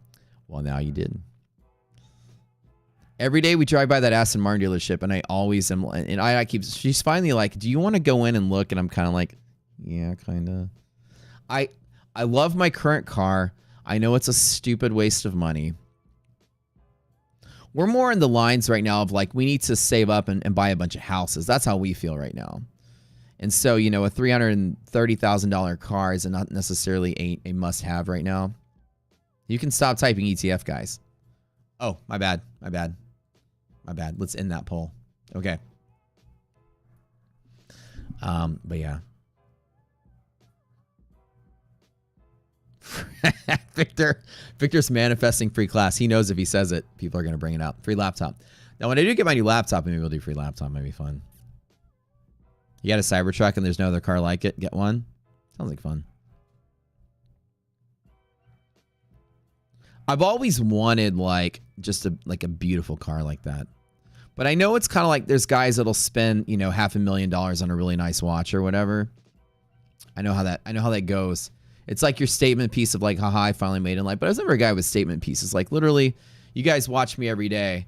I'm probably like the most well off of all these traders, like by a long shot. But like I'm the guy that like, you know, I wear like I dress like I'm a lead singer of a metal band. I used to be. You know, I got like, you know, skull bracelets and necklaces and like, you know, white V-neck t-shirts. I'm not the guy that's like, check out my 5 Rolexes. Now, you will notice for any like heavy metal, like rocker kind of guy that I am, I do have like, you know, nice shoes. I've spent a lot of money on shoes though. That's something my statement piece is like, I got really nice. I've got all kind of like leather boots. I got really expensive ones. You know, I got like really nice stuff like on that front, but I'm not like a check out all my cars, check out all my watches, check out all my boats, check out all my jet ski, check out all my airplanes. Yeah, I'm not the kind of guy. But man, when I see the Aston Martin car though, it's just like, that Vanquish is beautiful. She's sexy. I mean, part-time. My mom used to tell me that I dress like a magician, which is kind of funny. Guys, pick a card, any card. I'm like, you know, I could be a magician. Like, I've got the moves. You know, I could open a door. You know, a little bit lower. Because I have 4 Rolexes, not 5. IDOC has more Rolexes than I do. That's the only. I can't find your card. I'm going to make your card disappear. That's a good one. Yeah, it's funny. Pick a card. I'm going to make it disappear. And done. Congratulations. You want to figure out that trick? Can't tell you. Magician never shares their secret. They're high maintenance. Dude, any of these luxury cars are always high maintenance. They really are. Every time you take your car and to get maintenance work on it, it's like $2,000 to $5,000 every time. Maz is no different. I take it in for an oil change, a $1,300 bill. Oil change the fluids, a couple other things. You get a tire. You want a new tire. It's $1,000 per tire. I mean, that's what it's like. Did I buy it? Not yet. Not yet. Not yet. Overshoot, guys. Volatility's still there. We need to get that overshoot first. I want to hit hedge pressure. The hedge pressure resilience. So I'll tell you guys, when it comes to watching traders trade, I invite you guys to come here every day because I'm actually going to teach you what I'm doing while I'm doing it. The technique we have here is absolutely awesome. We predict volume. It's different. Nobody does this. We're the first to make something like this. You know, despite all the goofiness, you guys know I graduated third in my class in chemical engineering. I'm a little bit of a math guy as well, besides being a goofy weirdo. But, you know, Elon Musk, also a goofy weirdo. Pretty smart dude, though. We put together something extremely sophisticated, which is tantamount to my success in trading.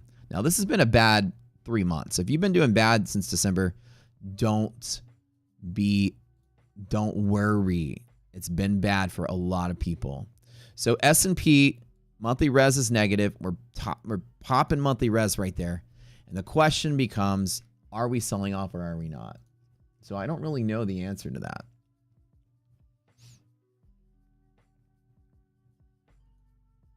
Trying to figure this out. I don't like to short outside of the DD bands. I do want to get a decent long from here. So one more wave down, I think we're going to get. I don't think we're going to sell off or crash today. I think that we're going to follow kind of like this path right here. And anything that ends up like down in here is back to supporting this direction here, the bigger up direction.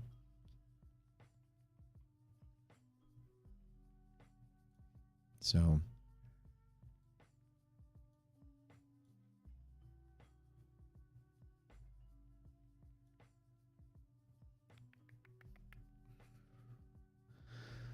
this feels like bait for bears, dead bears, self-fulfill. Yeah, I think that this is definitely bait for bears. So this is what I'm gonna tell you guys we're gonna see today. I completely agree with you, Jay. You can see that greater push up. I do think we do close green today. So this is kind of like the wish, like the what do you call it? The dream line. This is kind of what the dream is. Maybe we hold here. So the market is still going to try to sell. We know that it is. It's still going to try to do something. And I think that we end up doing something like this. And maybe even Monday we keep moving. I would 100% agree with you, Jay. I don't think we lose any of this. I think the liquidity pocket holds. You find liquidity and we long it. You know the rule here. So I'd like to get a nice little long down here. SPY is about 20 points, 25 points lower, which is good. Yeah, it's not going to just rally straight up from here. I think we're in a good spot, though. QQQ has support, hedge pressure, same spot, kind of same thing. Yeah.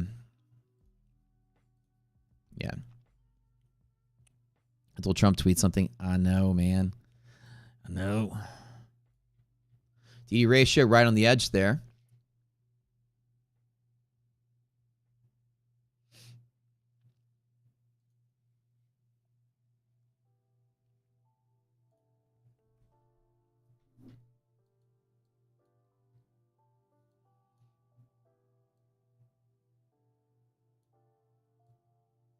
This is just to prepare for whatever we're going to get.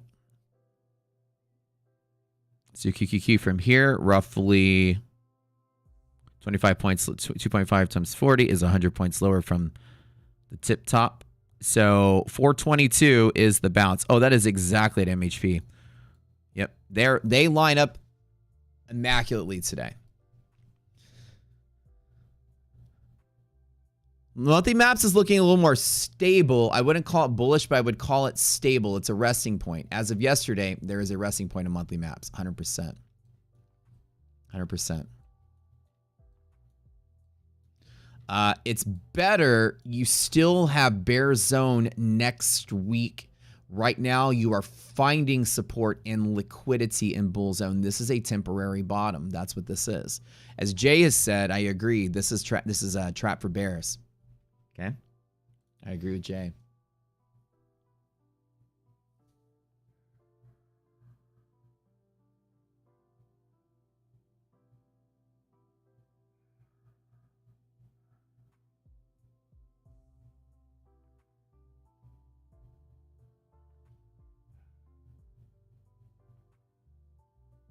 I agree.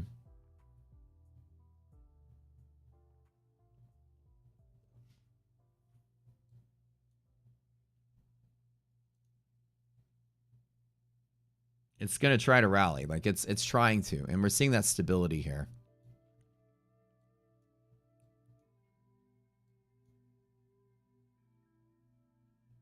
So what I do think is that while there's still longer term bears trying to get the fuck out of this market, what I do think is we're going to get that little kind of like bear trap. And then Jay, what do you think about this? Like the market just kind of like does that and then, you know, fucks with the bears all day. And then from here, end of the day is where we'll get like what happens at the end of the day. Are y'all feeling it? Like, does that look about right? What do you guys think? That's what we're going to get? Keep tapping them, baiting the bears all day. Yep. I don't disagree with y'all. Now, one of the things is I don't short outside of these ZD bands. One of the rules that we have is when the market presses this high, there's no shorting. Let me show you guys some of our setups here while we're waiting. This is from our boot camp. So if you haven't taken our boot camp, by far, it's one of the coolest things that you'll ever do. Each class is $1. Now, our boot camp starts again.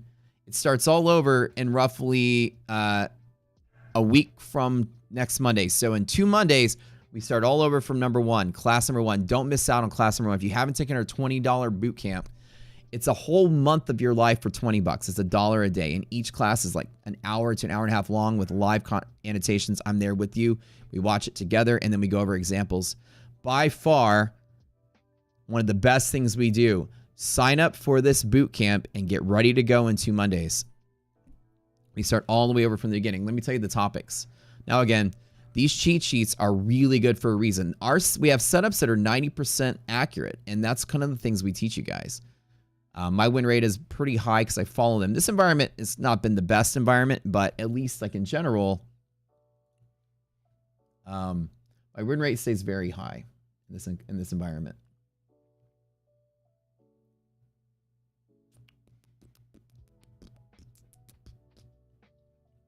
This is what we're dealing with right now. This exact cheat sheet, I'm going to kind of like put it over here where you can see. If everybody looks really quick, I'll teach you something. We're exploiting margin requirements. These green bands are predictable high volume pivots. They're called DD bands. The best part about them is they're predictable high volume pivots. 2AT. Our algorithm calculates these at 5 o'clock Eastern yesterday. So we have these numbers a day in advance. The high volume there, etc. They're very key pivots for bull market. Now, this is the stats of what these bands normally do.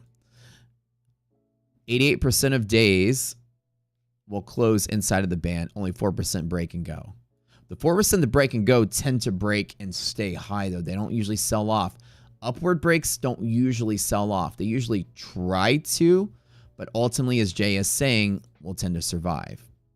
Today, we're going to be closing above these key levels right here. This is not a sell-off fade day. It's going to trick some bears, but not a fade day.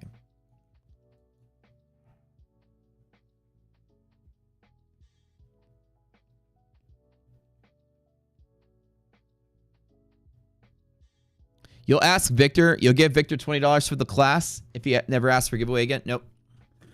I'm not going to allow it. Victor must win on the accord of the universe alone. I won't allow, no, Victor, I will not allow somebody to put money into your 10 cup. Never. Victor must win because it would be the most epic moment in streaming history for Victor to actually win. Victor can't just be given the prize.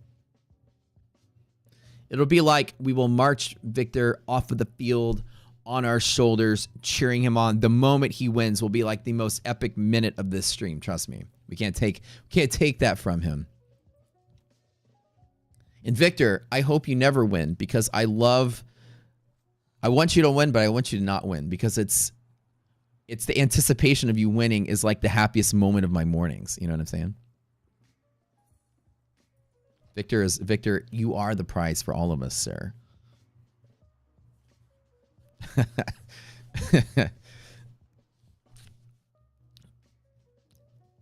But at the end of the day, I think at one point, if Victor doesn't win for like an entire year, I'll just give him like one of everything. And I'll send him a t-shirt or something. Okay. All right, so some of the setups here, let me teach you guys. There's a whole bunch that goes into this, but I have a whole class that we teach on this one. It tells you exactly what I do up here. Above these green bands, rule number 1, no shorting. And as you see, as Jay has said, that's bear traps all day long. Like the market doesn't easily fall from here. I do small trades, longs only off of MHP, bear zone top, bull zone bottom. MHP is right here. The band itself is right there. If DD ratio is greater than half, I'll hit it off the band, and it's not. So we might get some selling pressure, and that's what I'm kind of waiting to see. MHP is right below. QQQ is right here on as well, and it lines up with here. We have 2 strong pivots from here and a weak pivot from here. 90% of days under ideal conditions will close above here. So today's move, this market just goes plop here, wherever it ends up. Down in here, I want a long that we support and then float higher for the rest of the day. That's the next trade you'll see me do, and the last trade you'll see me do.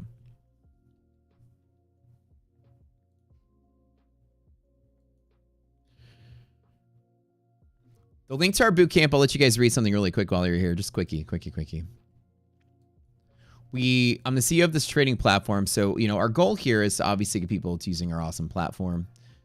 If you guys have taken the boot camp, please leave a review, by the way. And the boot camp is not designed to sell like a $1,000 trading course. I don't believe in selling trading courses. But I also don't believe in losing money. So we charge just enough that we can pay the 2 people that work behind the scenes to build all the course material and everything to go with it. Edit all the videos, make all the handouts, etc. And there have been, since we started doing the boot camp in August, we do it every single day for an hour. These are all the people that have taken the course, and you can read the reviews. Great insight. Let me go ahead and link really quick. Hold on. Let me show what it is. Again, if you don't, just shameless plug. There's the link for it. It's $1 a day. It's practically nothing. And it's only charged to support its own existence. Other than that, we don't profit off of it. We make no money off of it. We hired 2 people to make the content for you guys. There's absolutely nothing like this. Great idea. Great way to get inside into futures. I'm a member, blah, blah, blah. Things have not clicked until I purchased the boot camp. Laurent has really understood kind of something we took from the courses. Liquidity maps give you a literal roadmap of when and where to trade and when to stay out. This product is truly revolutionary. The quality and coaching has been put by Matt is exceptional and amazing value, etc., etc., etc. 5-star, 5-star, 5-star, 5-star, 5-star, 5-star, 5-star, 5-star, a couple 4 stars, 5-star, 5-star, 5-star, and it keeps going. And again, the most comprehensive trading education out there, and it's only $20, literally $20. And we hope that you use the platform, obviously. That's kind of what we like to see. But even so, the education is all about risk management, position management. Why I'm sitting out right now. Why does Jay say he thinks it's bear traps and I don't disagree with him? Okay, guys, don't forget, come back Monday. We'll do another giveaway. Every day. Where are these handouts that you mentioned? So the handouts are here. If you go to the Discord, over here in the 20 days bootcamp class, they're all in here. They're spread out in the videos that they're relevant to. There's also a separate section as we make them. They're being put over here as well for you to print out all at once. And finally, when we're done making all of them, which we're still making all of them, we're going to make a PDF, like a one-time click. So off to the left of the Discord. And then after it's all done, we're going to add them to the My Courses section inside of your dashboard itself, and then they'll be there for you guys. The $20 is worth 2,000 or more. That's what people say. I can make $1 million selling trading courses. I could. I don't need to. I've always been against it.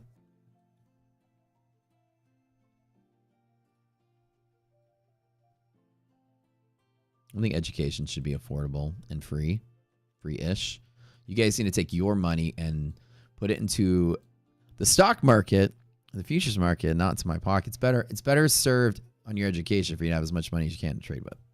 So keep that in mind. We are looking out for you guys. So we start in 2 Mondays. If you guys want to completely revamp how you learn trading, stick with us for that month. Start in 2 Mondays. And in 3 days, you can always ask for a refund if you don't like it. I'll tell you guys. Nobody asks for refunds. We're like the biggest secret on Wall Street. This is the reason our stream is blown up in size. It's crazy to have all you guys supporting us all this time. We love it. Okay.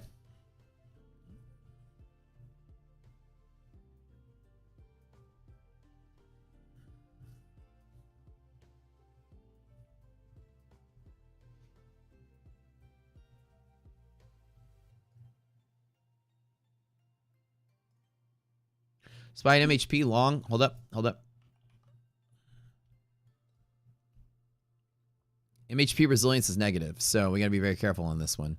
The answer is there a possible long here? Yes, absolutely. Absolutely.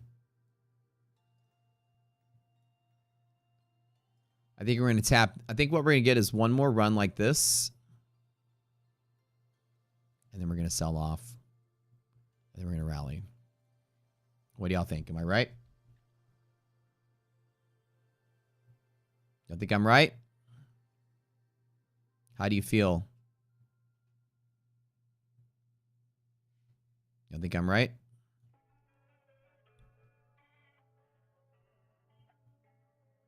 I think we're going to tap right underneath it. Like these technical traders are going to love seeing it like tap right there.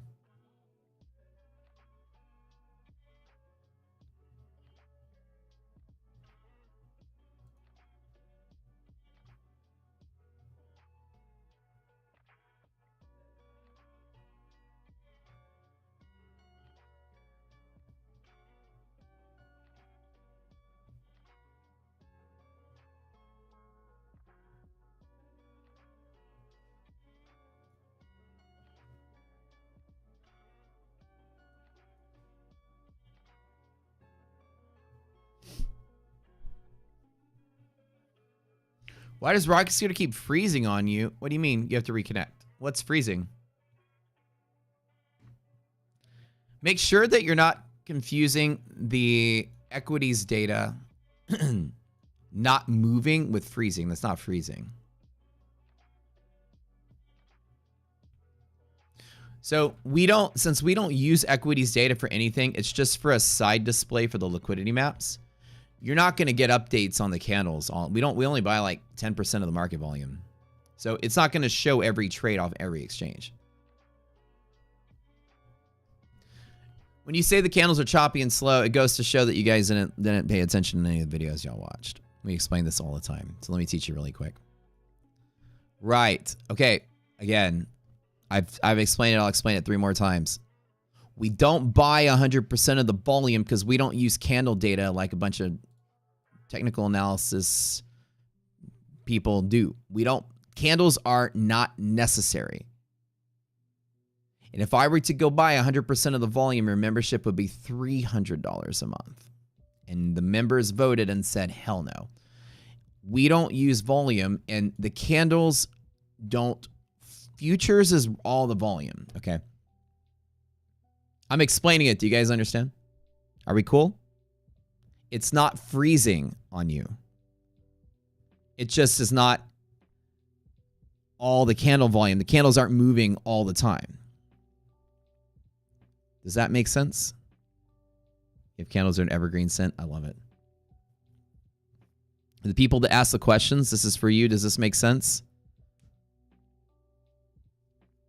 We don't use technical analysis candles. We don't need 100% of the volume. We just need to know about where price is. Futures are what we trade, and futures has all the volume. To go out there and make you guys pay $100 extra a month for better looking equity candles don't make any sense. Sometimes you miss the entry because it jumps. Any tricks? Look at futures. Get futures data. I love you guys. Futures data. Any tips? Buy the data. That's the tip. Go buy your futures data. It'll work, I promise. I love you guys. This is just reference. We had for years not even charts for the liquidity maps. We didn't even care. But people wanted them, and we were like, okay, it will cost you roughly $100 a month if you want all the candles, more on your membership. We'd have to take the, absorb the cost somehow. Yo, what's up, Sean? Yeah. Or just draw it on TradingView. Right. If you're looking at SPY data and you need those full candles, there might be a time where we can pass that surcharge onto you guys so that you can have the real-time candles. It'll cost me roughly $10,000 extra a month that I'd have to make back somehow. So I'd have to charge you guys a lot more and stuff, and it's like nobody wanted to do that, so we had to not do it. The boot camp, don't need the platform. You don't.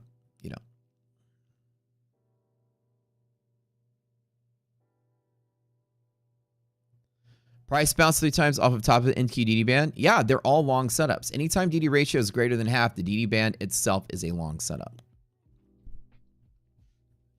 The cheat sheet shows you this. You guys, on your cheat sheets right here, there is a small long trade off of DD band if you break up as well. The band itself is also a long entry point.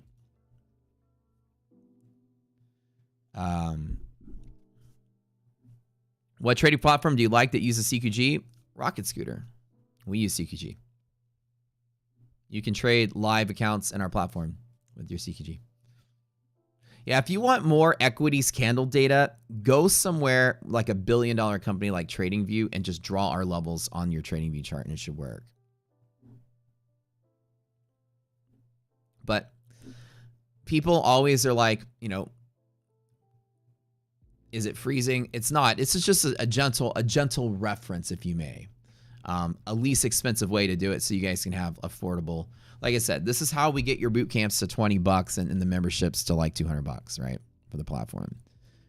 All this data, all this options data, all this features data is very expensive to own and maintain. And our job is to give you guys the most affordable experiences we can. And so if we can cut corners as engineers with unnecessary expenses, we can. And the reason TradingView, can give you that data because, TradingView has millions of customers, millions, right?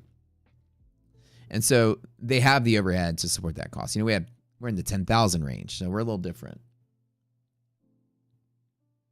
We don't have the millions of dollars to eat that cost, but we're getting close. We'll get there one day. Just so you guys have the convenience, I'll pay that money for y'all, but I'll make you guys pay a little bit more for your data. But at this stage, everybody was cool without it. If you're disconnected from the platform, this light that I'm circling right here will turn red. So this will be disconnected. This will turn red. And when you are disconnected, if you click it, it'll just have a button that says reconnect. If you want to know if you're disconnected permanently from something, you go here and you open up this little guy right here, this little arrow with the star on it. It'll tell you all of the WebSocket connections that we do have. Your scanner is down here. Resil has to do with the resilience and your liquidity maps and stuff. Live has to do with your live candle data in equities, and futures is your live candle data in futures. If they're all green, you actually are connected. So don't think like refreshing is going to bring the candle data there. We only buy the Boston and Philly exchanges. It's like a hack for me to get your prices really low. And so you guys should be happy that we did that. Yeah. I got you guys.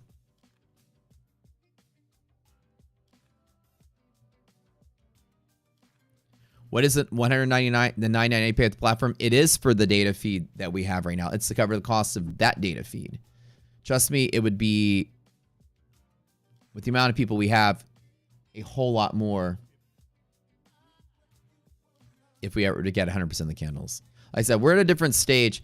Our prices are shifted to where the platform is supposed to be like less expensive, right? So the $9.99 is for this live candle data feed, which still isn't free. It still costs something for us. So that's what that pays for. For that to be live. If you didn't pay that, this would be 15 minutes delayed. So remember, we're like a new trading platform. You know, we'll be maybe $1 billion company one day. But like in the growing phase, you know, we're all going to have to split the cost somehow. Hopefully you guys get that right.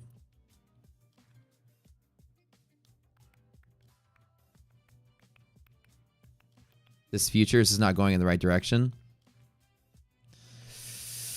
I don't know what today's... I think today's still bullish. I think that the market still is trying to sell. But today is proving that the market's going to sustain a nice bull move today. The bears will step in and be sloppy. I think so.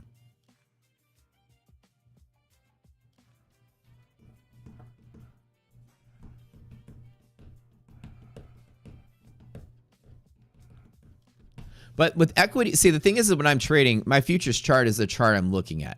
This is just a reference chart on where the equities hedge pressures are and the zones are. So I kind of want to like, I look here and I'm like, okay, it looks cool. Then I look over here and I'm like, okay, we're trading above hedge pressure. I just want to know about where we are. This is really what I'm doing. And then my eyes are like converting this to that. Like, okay, what's going on? That's how it works. Mars is always here for the milk and cookies. Yeah. So the data is always going to have a cost. Unfortunately for like providers like us, it's very expensive. And we already, like one of the things we do is we absorb the options data. That's a big thing. The options data has a huge cost. To get real-time options data from Opera is not cheap. It's very expensive, and we don't charge you guys for that.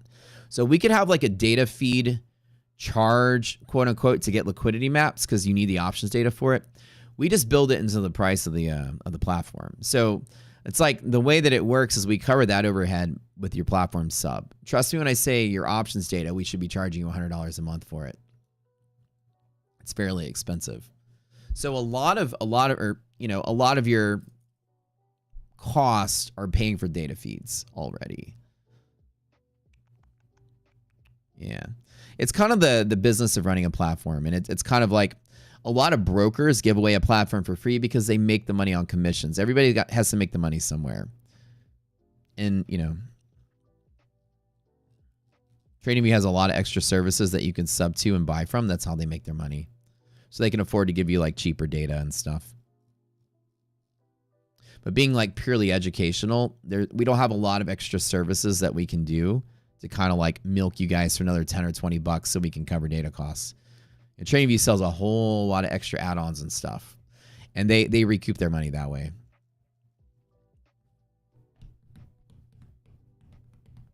By being like just a pure data-driven platform, we got to kind of like buy the data and you got to pay for it. Down the road, we might be able to figure out a way to do it, but we'll see.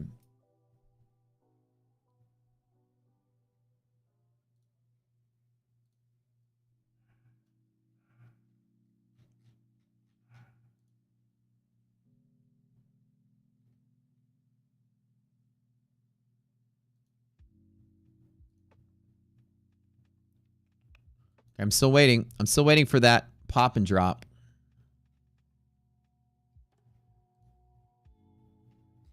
This is why we don't short above the DD bands. You guys are learning that, like one step at a time. I'm glad that you guys are loving that.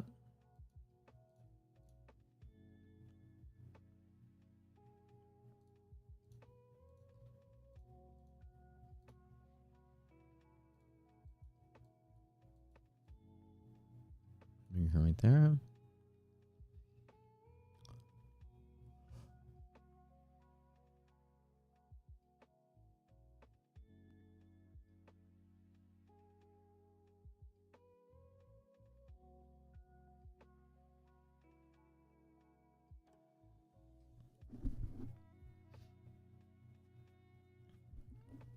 Might be worth adding a membership tier where all data is included. We thought about that. But then the problem becomes the infrastructure is not designed for that. So the problem is we'd have a nightmare logistically doing that. The infrastructure is designed to like funnel you into the questions, like buy the data, fill out the forms, all that stuff. We'd have to completely like revamp the whole system and create that package, and all of our members would be in like 2 different places. It would kind of be a nightmare to create that.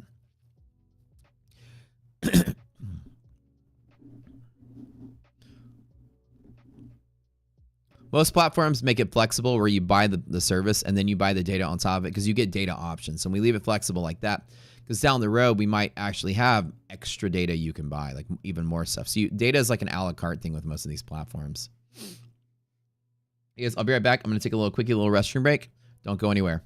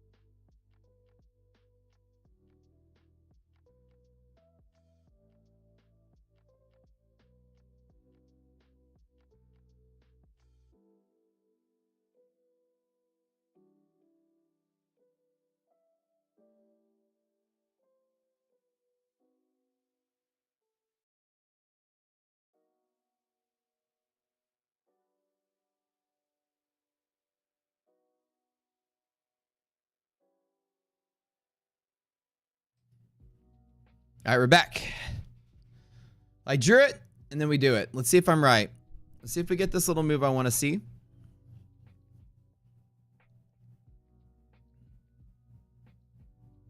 No intermission song. We need to build a lot of stuff like intermission songs and whatever.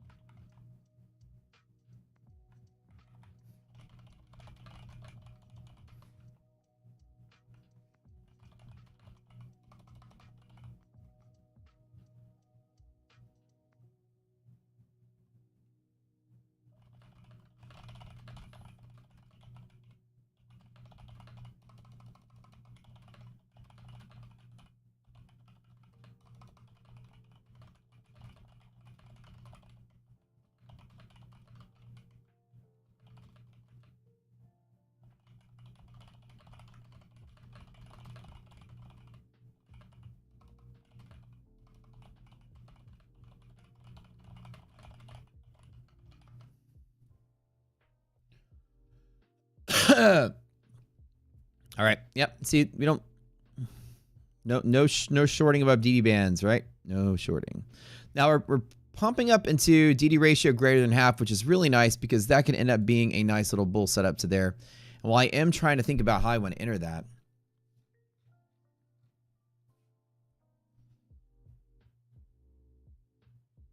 I might just be missing out on this day. This is great. That's a nice little burp. So the EST trade would be 560 to 562. Damn, that's great.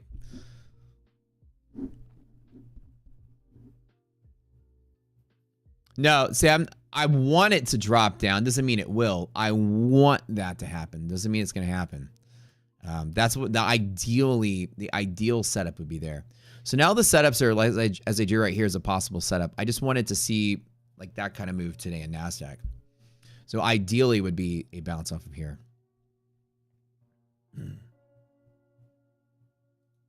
Yeah.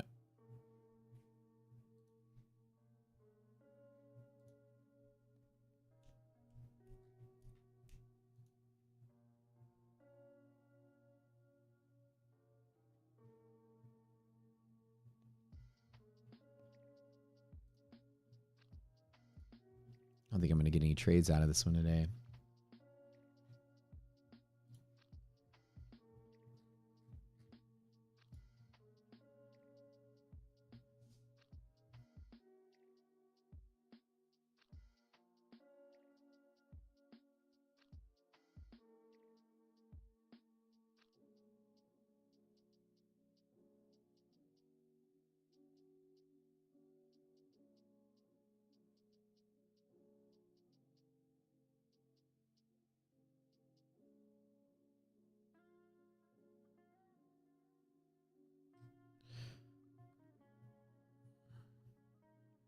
I know, I was kind of hoping I'm going to get a little dip to buy. Sometimes you're not going to get it, though. I'm still doing all right today, but...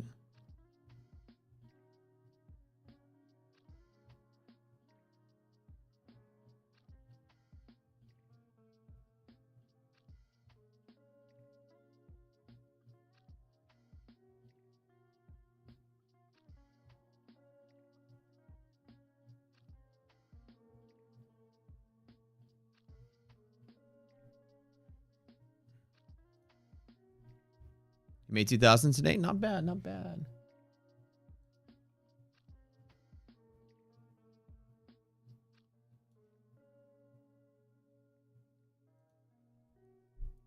All right, guys.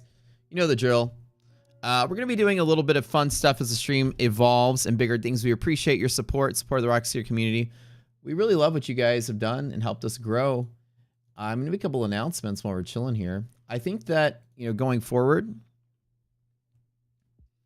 our job is to develop more things on the platform for you guys. I'm extremely excited to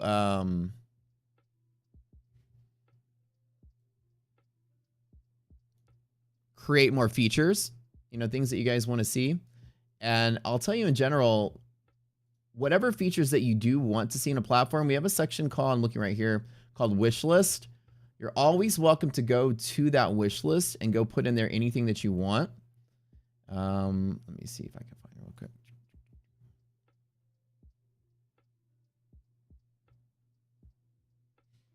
And if you drop any ideas in there, our project team right now is looking for new things to build for this year. And so whatever stuff that you guys think you want us to come up with this year, drop an idea in that wish list. Make like a little, like a little graphic or a little drawing, go on Microsoft Paint, whatever, and then drop it in there. You made 2,000. You've been shorting. Shorts and longs all work. Good job. We're, like I said, we're the most transparent. I would say I feel like I'm one of the better traders out there on YouTube. I always would take a challenge one-on-one. Nobody has, though. Made 14K today. Nice. Okay, so going forward, remember, if you want to support a community, go to the wish list, drop something in. It's in our Discord. We're looking for new projects of things we want to make. The backtest is a new project this year, but what else do you guys want to see? Probabilities on the charts. That's the next thing coming out too. automated overnight dynamics. That's the next thing coming out as well. But anything else? Anything else you guys want to see we're going to try to make? You're the best trader I know. You don't know anyone besides you. Thanks. That's so sweet. Going forward, if you guys do any kind of prop trading stuff, feel free to use the Rocket Scooter code. Those proceeds do go to support the platform and further development of these things we're going to do. Rocket Scooter code, we are tier 1 affiliate status with everybody. Use our code for all your prop firms. Nobody gets a better deal than us. Your salesman out there will try to tell you that they do. They don't. We are the biggest paid futures trading community on the planet. There's nobody bigger than us when it comes to paid membership in futures. 10,000 plus user accounts for Rocket Scooter for futures only. The prop firms know who we are. We get that tier 1 level, baby. We get you all those best deals we can. And you support us. You know, we support you guys. We're going to keep building cool stuff. We're going to keep trying to make things affordable and neat for y'all. Boot camp, nice and clean, nice and cheap, and make more stuff. But other things you guys want to see, like, hey, could we have a video that does this or video that does that or thing that explains this or that?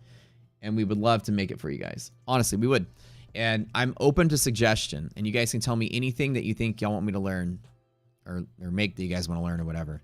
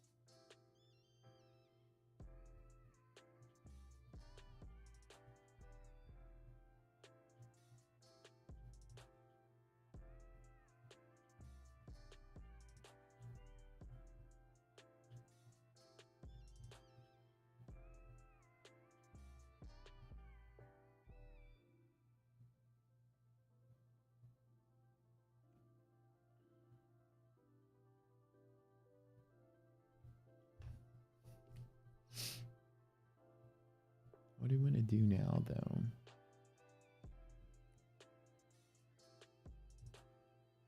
We got EST trade set up for one more burp higher, guys. And now my question is, do I want to chase along? I know it sounds kind of funny, but man, this is why I tell you, when you break into the bull side, it's usually really hard. You know, your inclinations, it's not easy to see. There's an EST trade from here to here, DD ratio greater than half. There is one more bump. It's about 40 points and now actually 80 points in NASDAQ from here. Ooh, dare I?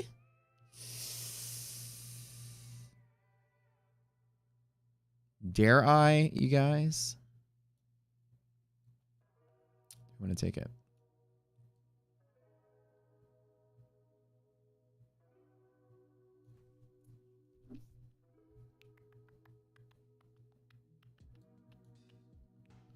Where it's about 12 points lower on NASDAQ. It's going to be right at about that 20 level. 1920 level, about right here. Bull zone bottom, or bear zone top.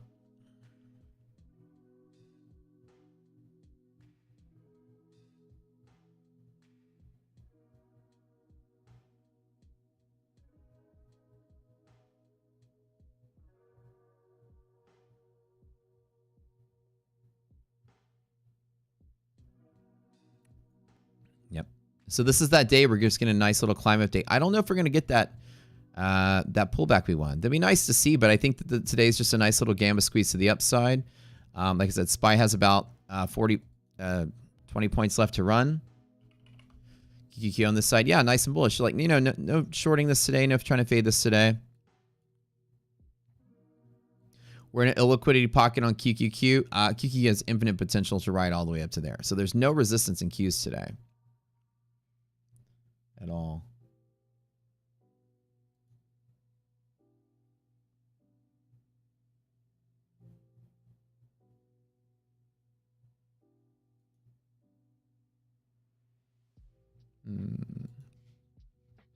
I'm like, should I? Dare I?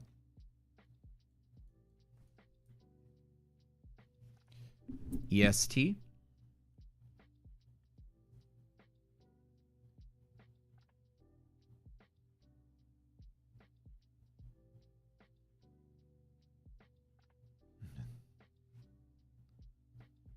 If I were just to push this button one time. Just once. All right. It's probably the dumbest setup, but I gotta follow the rules. I gotta follow the rules.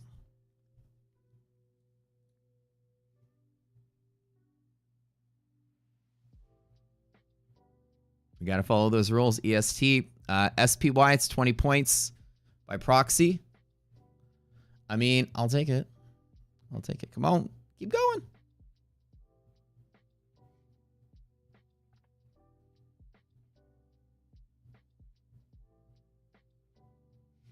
Come on. Sometimes you just got to get in at the spot where it makes sense. We're in I find liquidity and I long it, so here's some liquidity here. Let's see if we get close. Watch, probably the dumbest decision today, but whatever.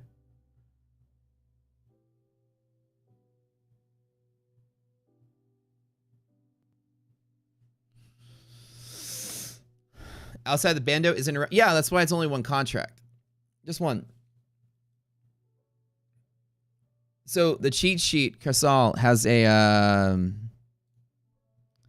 small, longs only, bear zone top every time. I have to take it every time. This is the trade every time. I drew it right at 19 as the support.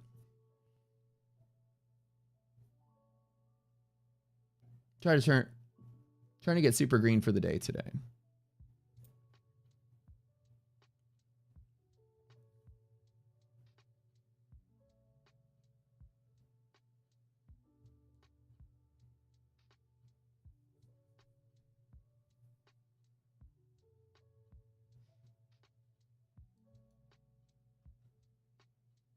I love these liquidity pockets, though.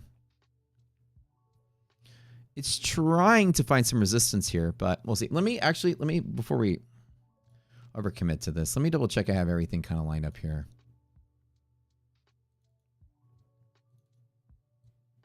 Do you have any kind of gap fills or any kind of yellow lines, red lines? I don't know if I grabbed them from that day. Think or swim, do the dance. Do the dance, baby.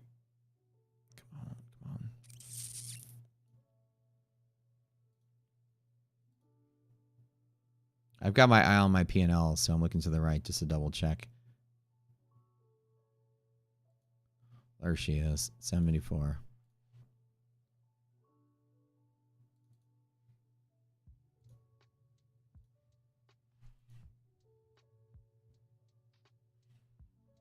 It's not even set. Okay.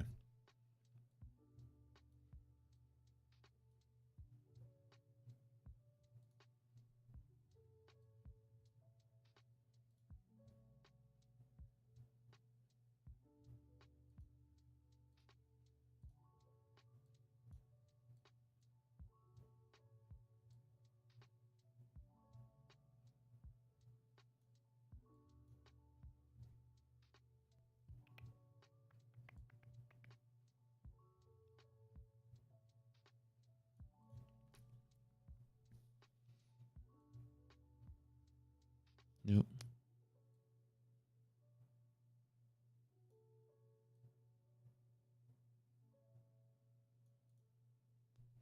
There's our first test there. Yep. LP. So again, if it does fall out, and again, ideally, the ideal setup is to get in here. Ideal.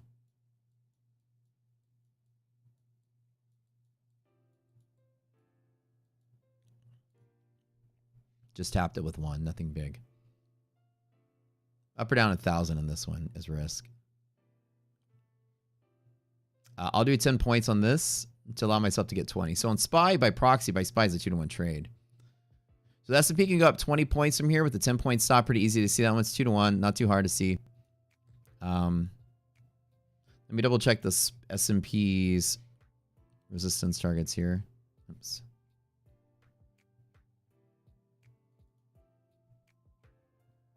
I grab one from that day. See, rally days like this, you might miss the first bit of it, but don't doubt it. Don't see it move and be like, oh shit, you know, I got to fade this. It's been a bear market. The market's trying to push itself bullish. You know, I gotta be ready to take an attempt at it. Yeah, so I already have that one. It's 688. on S&P. Wait, hold on. That doesn't sound right. The hell was that? 56. Oh, 56.88. Okay, that's farther away. Okay, 56.88. That's way up here.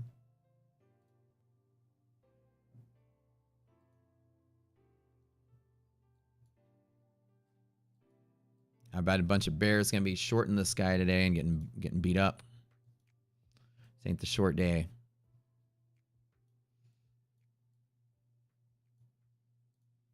That's the ideal setup today. I was kind of hoping to see bear zone. I was being a little picky on this one, but today we're looking for 20 more points in the S&P from here.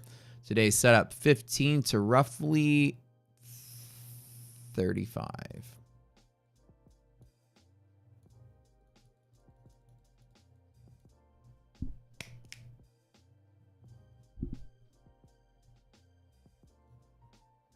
I got it long in 2 of my 5 accounts for the run up.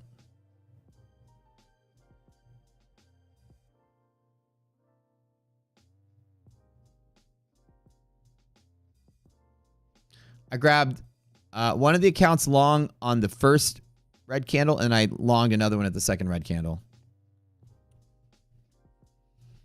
I find liquidity, and I long it. Shabadoo. This man really just said Arizona. Somebody said Arizona. Oh, that's hilarious. Wait, who? Let's take a trip, guys, to Scottsdale, Arizona. Ah! Oh, that's so funny, Josh. Cracking me up, sir. Arizona. It's where I want to be. Arizona, mountain mamas. Take me home. Bearish zone. Nervous buyers now. I mean, we just jumped into a liquidity pocket right here. This market's gonna be very, very eager to go. We also have a gap fill at 561.35, so that might punch it a little earlier. 6 more points higher on S&P. 24 points higher on Nasdaq. So right about 54. Nasdaq is the toppy top there.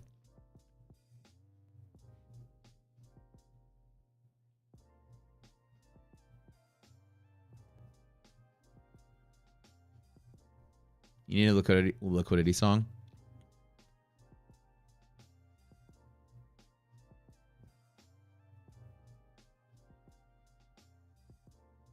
We're going to go to Arizona. What's your favorite city in Arizona? Is it Honey Pottsdale? That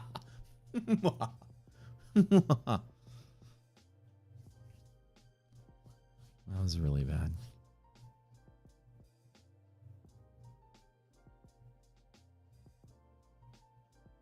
Paradise Valley. I like Arizona. It's a fun place to go. Phoenix is chill. I've been there a bunch. Next time IDOC impersonates you, we need to hear that I find liquidity and how long it in there. IDOC! Are you back there? She ain't back there.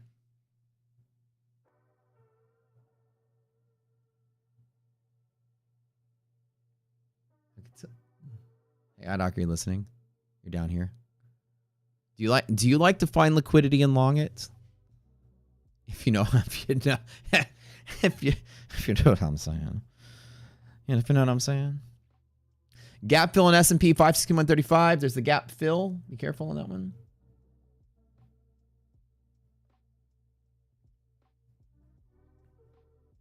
Is Mark going to keep reporting from here? You long it? Do you like it long?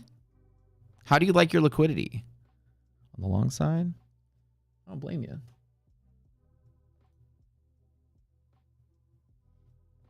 We are about to fill a gap in the S&P. So nice little bump. One more little green candle. I'm going to close. One more green candle. I'm going to close. One more green. One more green. Close at 600.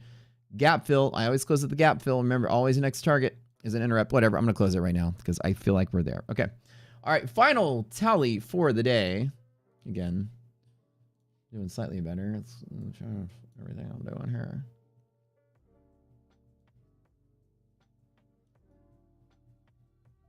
Not a bad day. Started off trying to short this. Immediately found the error of my ways. There's a gap fill, 561.35 SPY. It's actually a little bit closer to here. It's about 5 points higher, so it's actually 25. Give or take. That's the gap fill. So once we fill the gap on the SPY, I think that's probably the end of the day. That was the candle I wanted. So 25 is it, 35 is to fill the zone, but I think we fill the gap and that's it. So here's your gap fill here. Nice.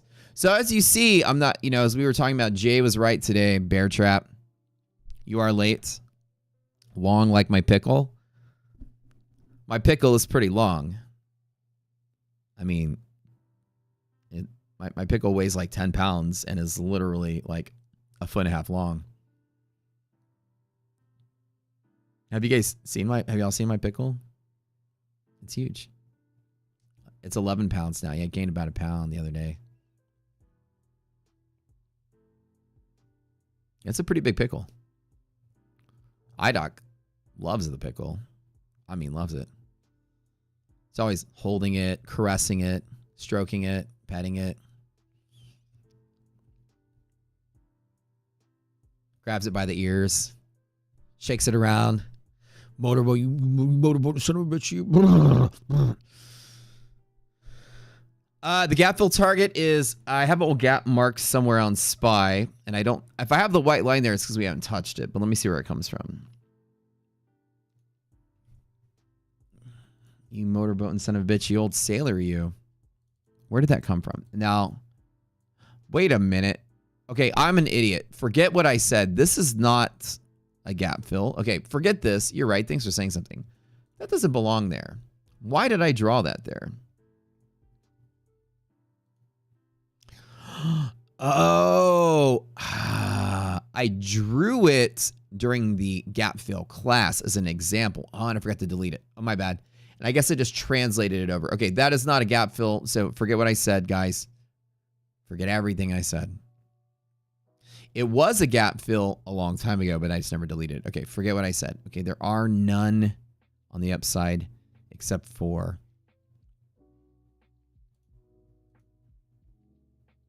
yeah. Oops. Thank you for saying something about it. I was like, I thought this is a gap fill from yesterday. Matt is just an idiot sometimes. And thank you for calling me out. Okay. Make sure we get these guys here, though.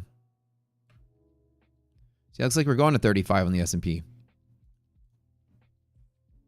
10 more points.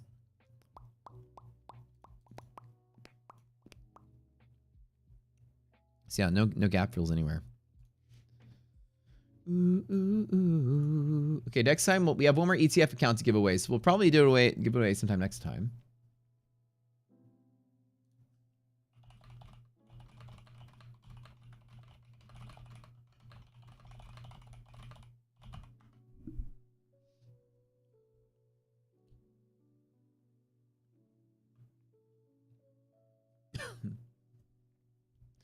All right, guys, and next week I'll be doing giveaways for straight to funded accounts, Tradeify, straight to funded. Amazing. Literally, who do you know that gives away funded accounts? That's my next question. Not too many people. Give you guys a funded account for your loyalty, for being part of this community. Hold on one second. I've got important video game stuff to do on my phone. You guys know, okay.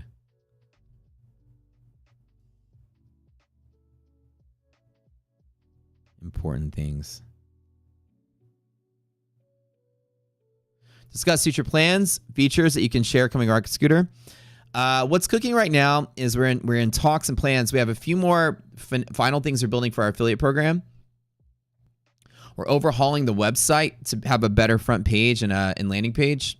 So those are two separate projects going on right now. We're currently in the process of we have a third-party group, like a contracting group that we have outside of our company, building us our dynamic hedge pressures to automate those. And then when that's done, we'll have that as our next indicator we make. We just did the blue hedge pressure, so that's the one we just released. Our blue hedge pressure resilience for weeklies. After that, the bigger feature for this year is the real-time back test. We're having a complete infrastructure change to be doing real-time back tests to print real-time probabilities on the chart. That's this year. That's the priority after that.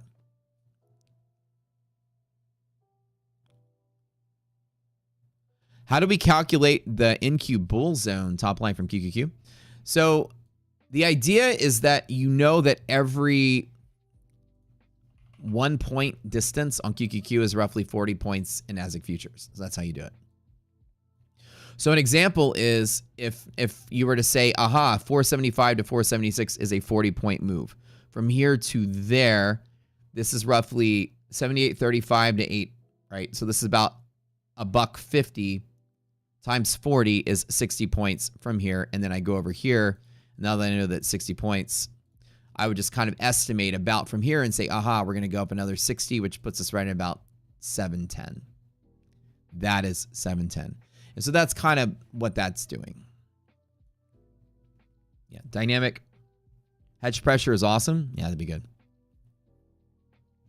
How often do I have the 50% lifetime membership sales? Never again. It's over. You guys missed it. There's never going to be a 50% off lifetime ever again. It's not planned. $1,500 is off on Black Friday, and that's probably it. If you guys didn't get in when we had the one in January, which is $1,500 off, it's done. So yeah, our prices go up every year too. So lifetime used to be $2,000 a long time ago. Then it became 25. Then it became 3. Now it's 4. And in about a year or two, it's going to be 5. So lifetime is a massive value for lifetime of features in the platform. So now that it's 4, consider this cheap going forward.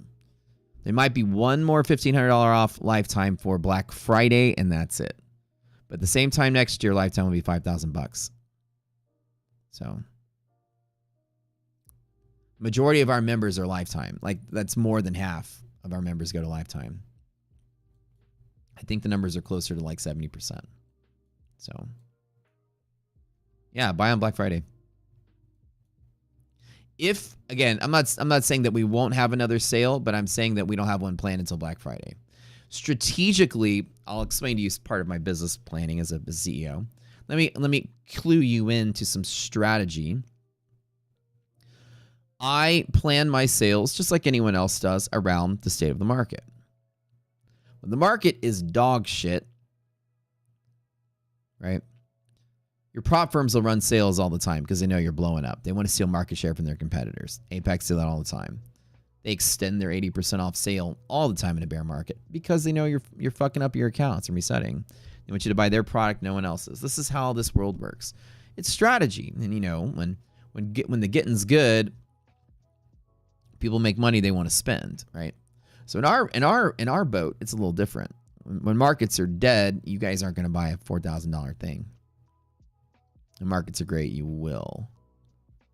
So when the bull market is getting going good, sometimes we'll come up and say we should do a sale this month, and then we'll do it. And it will be $1,500 off if we throw in one of them between now and November. But I don't think we're gonna get a bull market between now and November. So far, I don't feel it, not yet. Maybe in the summer, but there could be one more planned $1,500 off lifetime between now and then. But I'm talking when the going's good and everybody's going and we're celebrating and we're like, let's have an event. And we'll come up with it like month to month. But typically, usually plan 2 sales a year as our norm here. Have one planned for St. Patrick's Day. That's a big shopping day, I hear. Kirsten, haha. All right. St. Patty's Day. Hey, iDoc, are we going to get drunk tonight? Babe. She already got me a shirt. You should bring that shirt up if you can get it. You show people our St. Patty's Day wear.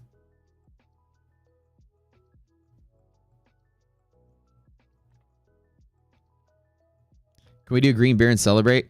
I'd like to do green beer and crawfish, but God, we've had crawfish like 2 times already. Yep, I like to do green beer and crawfish again.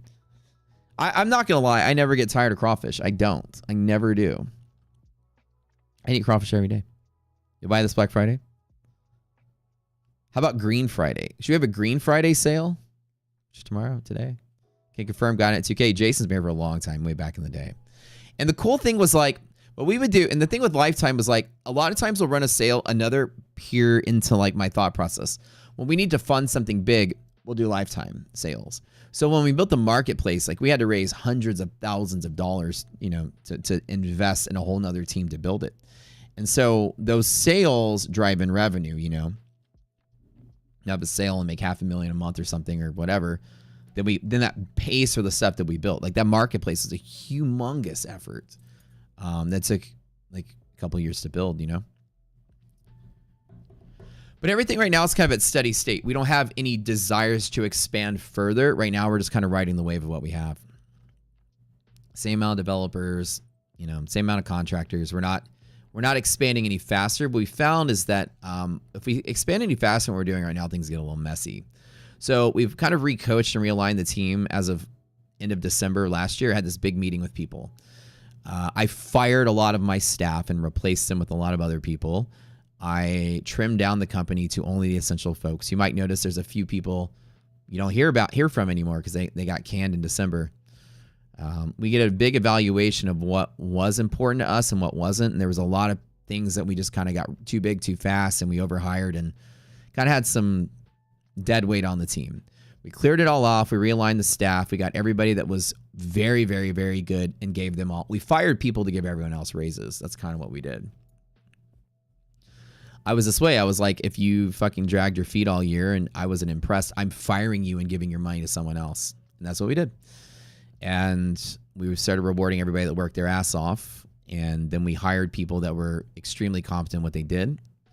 And now we're steady state. And everybody here is on fire because now we're growing. It's a huge growth spurt right now. It's crazy. And the goal is if we make too much too fast, things get buggy. And that's what we don't want to do. Yeah, Doge came early, Rock Scooter. It did. It did. I went to every person one at a time last year and I sat down with them and I gave them zero chance to prove. This is how I was too. I gave them zero chance to prove themselves. It was a surprise to some people. I wasn't like, you know what? We did a performance review. We want you to improve. I said, get your shit and go. Like, why? Well, because you haven't been performing. Well, can you coach me? No, I don't want people I need to coach. I want natural winners who understand what it takes to be in a startup where you think outside the box. If you have that skill set, you're here. If you're innovative, creative, you don't need to be told what to do, you belong here. If you're someone that needs a boss to tell you what to do, we're not a Fortune 500 company. We're all wearing different hats. And if you couldn't figure it out in the year or two you were here, I can't stop and coach you. I want the people that'll be like Nadeem, an example, one of our favorite developers. He comes to me and says, look what I made for you. Didn't even ask me he was going to make. He said, look what I made for you. He shows me something cool on the website. He goes, this is something I think you need. And I go, that's incredible. I didn't know I needed that. And these are the people I want working for us. And these are the people you want working for us as well. So Nadeem, invaluable to the company. All like folks like that, they're like, you know what? I think this is what traders would need. I think you need to see this, Matt. I think you need to build this. And then he's like, you know, it'll take me a month to do it. And this is how much it's going to cost you. And I'll be like, amazing. He comes with a prototype. Like thinking outside the box is what I want. And if you were someone that needed to be told what to do and you're just kind of like a yes man to me, I canned your ass really quick. And I gave your money to Slacks and paid him more because Slacks is amazing as well. So the point I'm saying, Steve Jobs reincarnated probably. I didn't give you a chance if you didn't figure it out yourself. It's not my job to make your career path work here. I want people that are going to basically tell me what to do more than I tell them what to do. And we had a lot of outages last year and we developed too quick. We got a lot of people that really weren't as good as they needed to be. And we had some bugs. Remember, the platform was shutting down a little bit last year, connection issues. All those people got canned, and we staffed up with people that were great. And now, with the efficiency we have, we're crushing it. Like, we're growing so fast. There's no more problems. The platform's working great. And we're at this very, very, very, very, very good path. Some people were debating with me heavily, like, I don't understand. And I was like, what's there to understand? I thought I was doing this, and I go, well, you have raw metrics.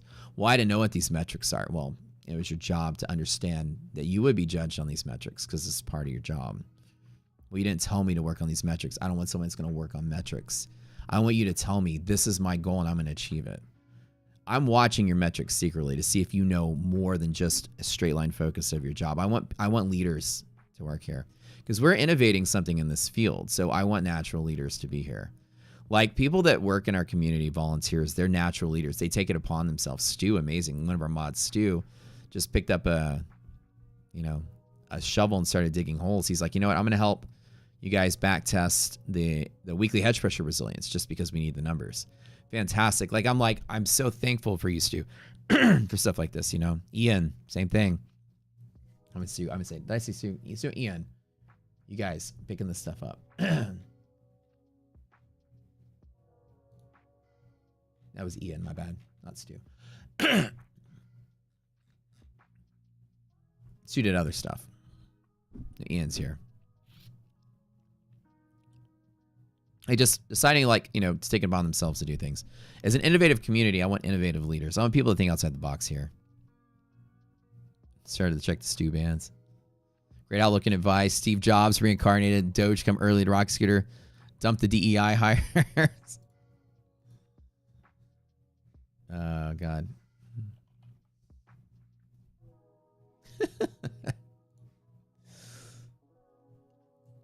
Yeah. We're going to need you to, Greg says, we're going to need you to move your desk as far back towards the corner as possible. The hardest talk to have is when you're having to let somebody go and they're like, well, I don't agree. I'm like, well, what's there to agree with? I think I can do this. And I go, and then the person that can do that would do that before you had to coach them. It would be somebody that sees a hole and fills it. Sounds kinky, I know. We're not running OnlyFans here, but I'm saying in general, in a startup environment, I don't know what the fuck I'm doing half the time. We're kind of making it up as we go along. I mean, I didn't know how to run a tech company. I've learned everything the hard way. I didn't know how to run a corporation. I had to learn it that the hard way. We learn it as we go. So it's an environment of like, I don't know how to manage the company until I figure something out. We hit a problem, then we solve it. That's kind of where we are. We're not like a company with miles of red tape of like, here's your metrics, here's your thing. The last guy did your job. They got promoted and here, you fill the void and you just follow what they did and we're good. We have a routine and a process here. It's like, we're not here. Like we're like a garage full of inventors and we're always coming up with something new. We have no idea how we're going to manage it, build it, whatever. Every single thing I do is a brand new engineering challenge. It's so neat. So I want engineers to work with me who sit here and go, hey, Matt, I got an idea. Give me a month. I'll come back. I got this idea. I'll be like, great. You're the person that gets a raise. And that's kind of what I like. And so bull run. Yeah, I think we do have, we have 754 red line on NASDAQ. We're still pretty good. Illiquidity pocket market can keep going. Agreed. Where's your stapler? The Milton. Yeah. Anyways. Jay knew the Asia low was a low. Jay coming here.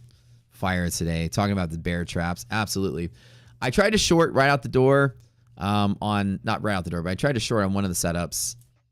I tried to short bear. Remember I told you guys that bear zone top has kind of like a coin flippy kind of thing in the environment. The DD is less than half because it's so on the fence.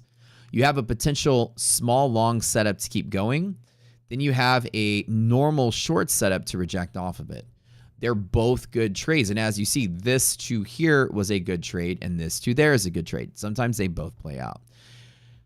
I got in right here, right out the door on the short, and then this candle came out and I was like, no way. And then I closed out and then didn't do anything else. And while, I think I shorted one more time in here. I did. But normally we don't short outside the DD bands for this reason. I like to be long on this particular day. And I did take the long scalp from here to here a second ago, which is good. You like the market's going to pull back? I don't. Not off a move like this. We got nothing to resist against. Probably maybe 754. Nasdaq's probably got about 60, 70 more points to go. It'll probably pull back if Trump says something. We might get a nice big red candle. And I'm betting that if we do get that, I'd be extremely happy. So there's that every single time, 20 points. Actually here, S&P, there's your EST trade right to the top. I did close it a little early, but this is basically the spot. Because I thought we had a gap fill here, but I was wrong on that. So anyways, that number that I drew on the screen, whatever it was, 35. Remember when I drew that? There she is. Tell me, I don't know what the fuck I'm talking about. I got some of that. I didn't get all of it, but I did get some of that.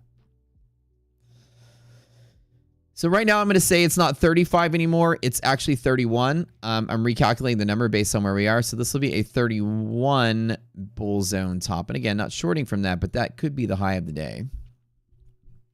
31 is it? I'm just doing the quick math. 3 points, 0.3 points on SPY, 3 points S&P.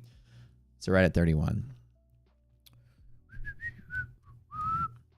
So this year, we're on fire with the team we do have to build it stable, to build it solid, not a bunch of different directions.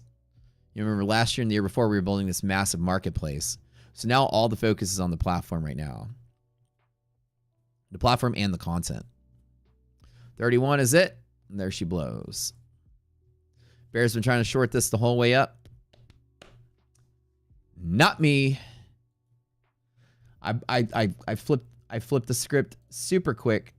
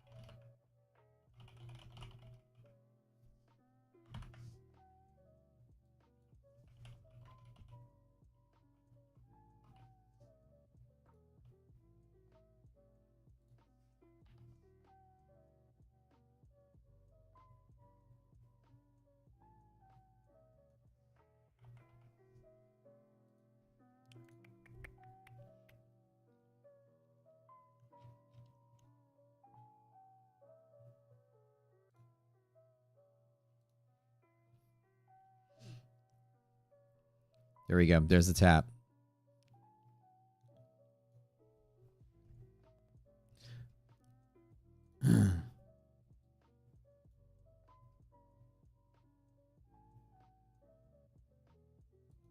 Hey, you guys are a bunch of traders. I got a question. I'm doing some market research here. I want you to type in chat pretty quick. How many of you actively use stock twits? I just want to do some market research. I mean, you've used it in the last week. Just say yes or no.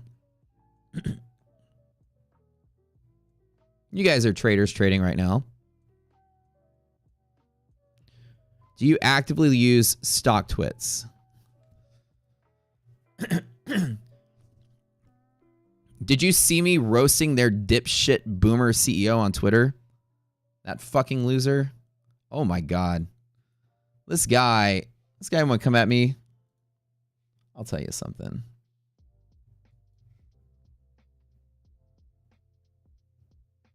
I roasted this dude. I was like, look, let me show you guys what has happened this one. We all used to use it like in 2015. Let's not lie. Okay. And now somebody not to knock it. My buddies like Shay and Jordan, they all kind of work with that group. Power to them. Rishi, I knew that guy. He was CEO. Bruh, like I go in and I log into this shit. And here's what happens. Where the fuck can I get stock information? This trying to sell me #1 doctor approved Align whatever small rig desk setups. It knows what I search for on Amazon. Here we go. Baby bottles. What's this shit? Like I don't understand what this garbage is. I can't figure out where the fuck on here underneath all these Amazon ads littering this goddamn website where I'm gonna get stock information. I feel like there's some tickers here, but dude, I'm telling you.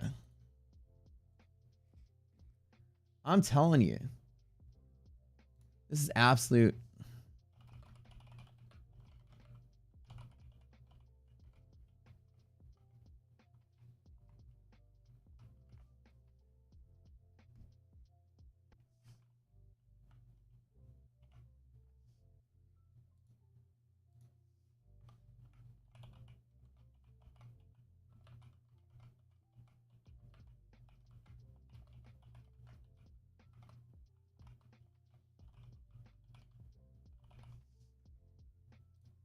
I think this dude that runs this company, I'm going to avoid libel right now because this is just my opinion. 8 million active users. None of you guys use it. 1 or 2 of y'all use it. I don't use it. Not anymore. But I understand. Look, add.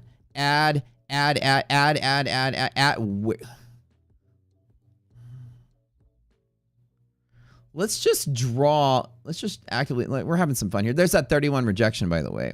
There's no short setup here. I think I'm going to sit out and wait till we get a nice. If we do get a big dip, I'll try to find some longs to get in on. So let's circle the ads on here.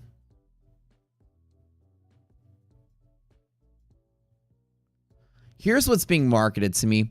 Here's what's being marketed to me.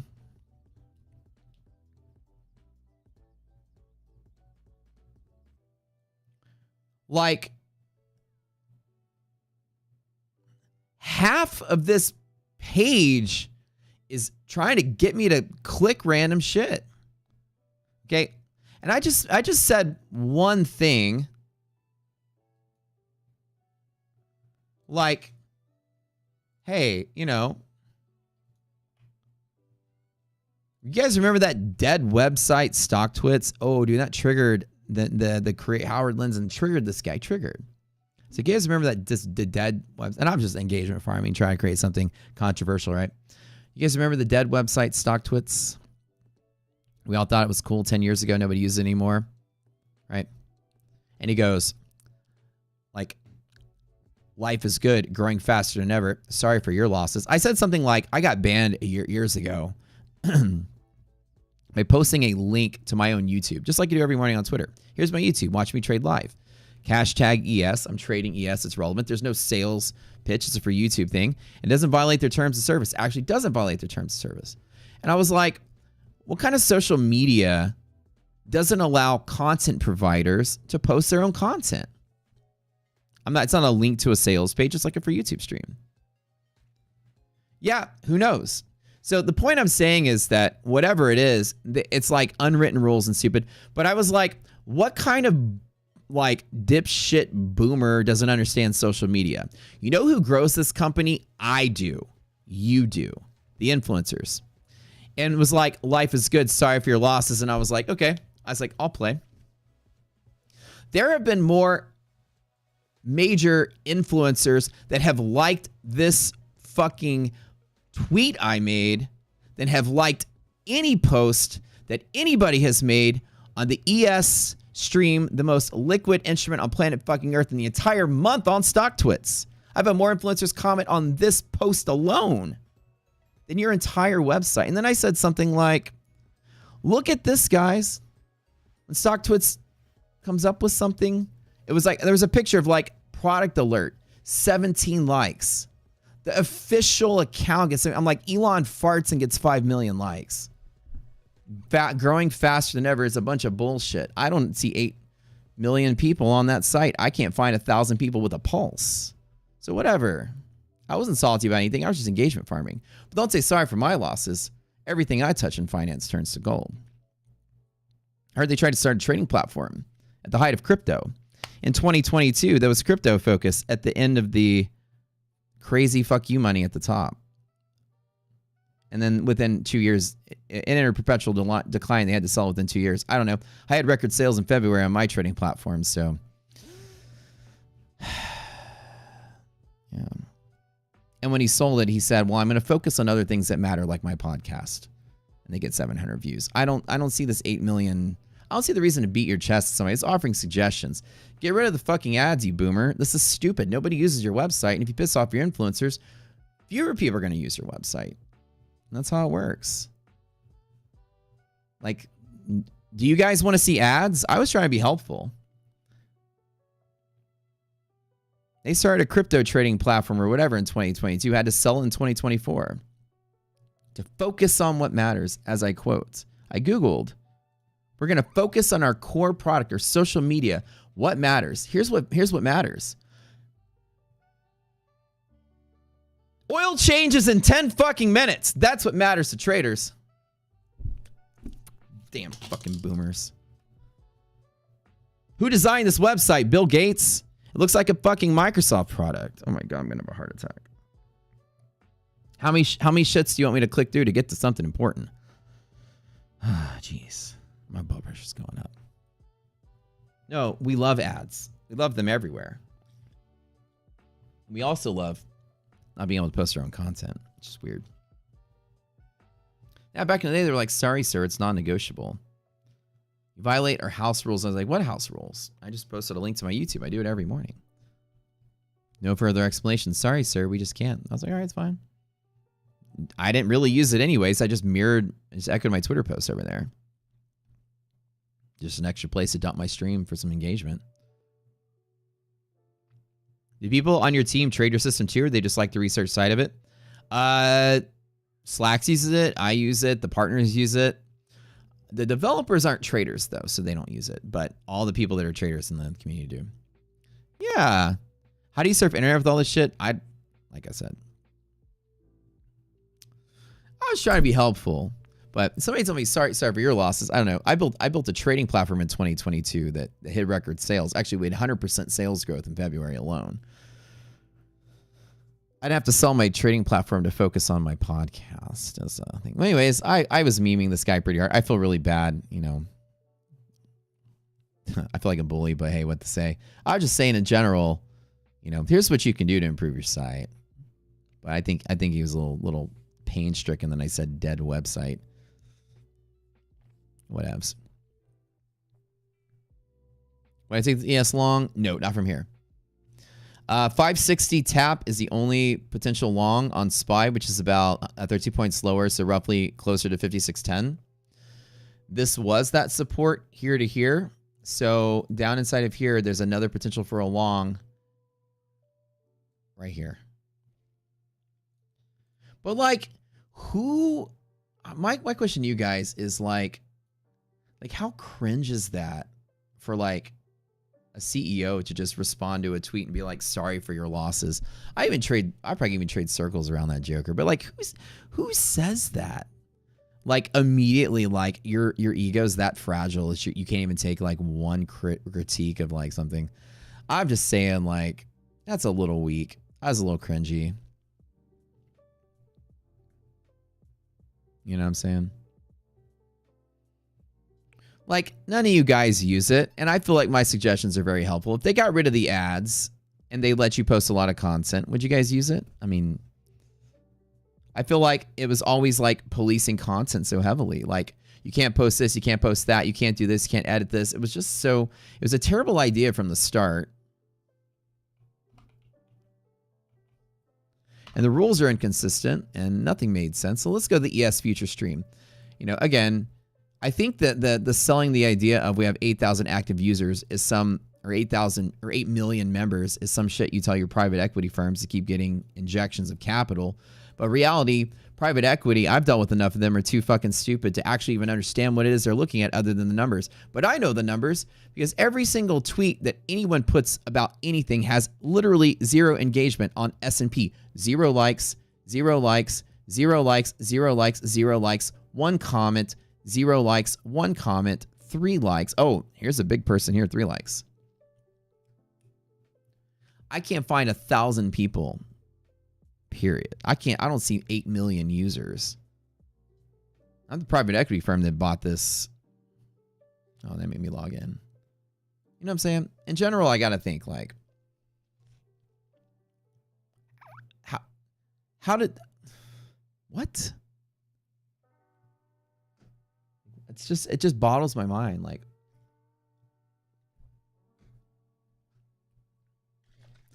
get rid of the ads. Let your content providers. I can make or break that website. Tracer, Matt could, Pat could, anybody. We start using it again, everyone else will use it. Like in social media, the boomers never understood. The CEO doesn't control the growth of their company. I do. And you do. We all do. Social media is a thing that nobody can make happen. Nobody can make popular. Nobody can force virality. It's just this weird wave of coolness that takes over. And what's cool? Rules aren't cool. Throttling influencer comments, especially powerful ones and big ones, it's not cool either. snapping at people ain't cool. Like there's just a whole bunch of layers of uncoolness. And I tell you, if you were to be cool, a website like that could be really good going forward. And it sucks because I have a lot of friends that are like producing content over there, great content providers. Like, you know, Shay's good, Jordan's good. But man, I'll tell you.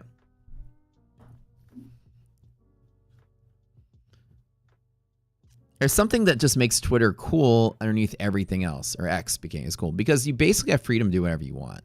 And it gives you infinite creativity to create whatever it pops, like TikTok, infinite freedom to make whatever you want. You can build a business and build a lifestyle out of that platform.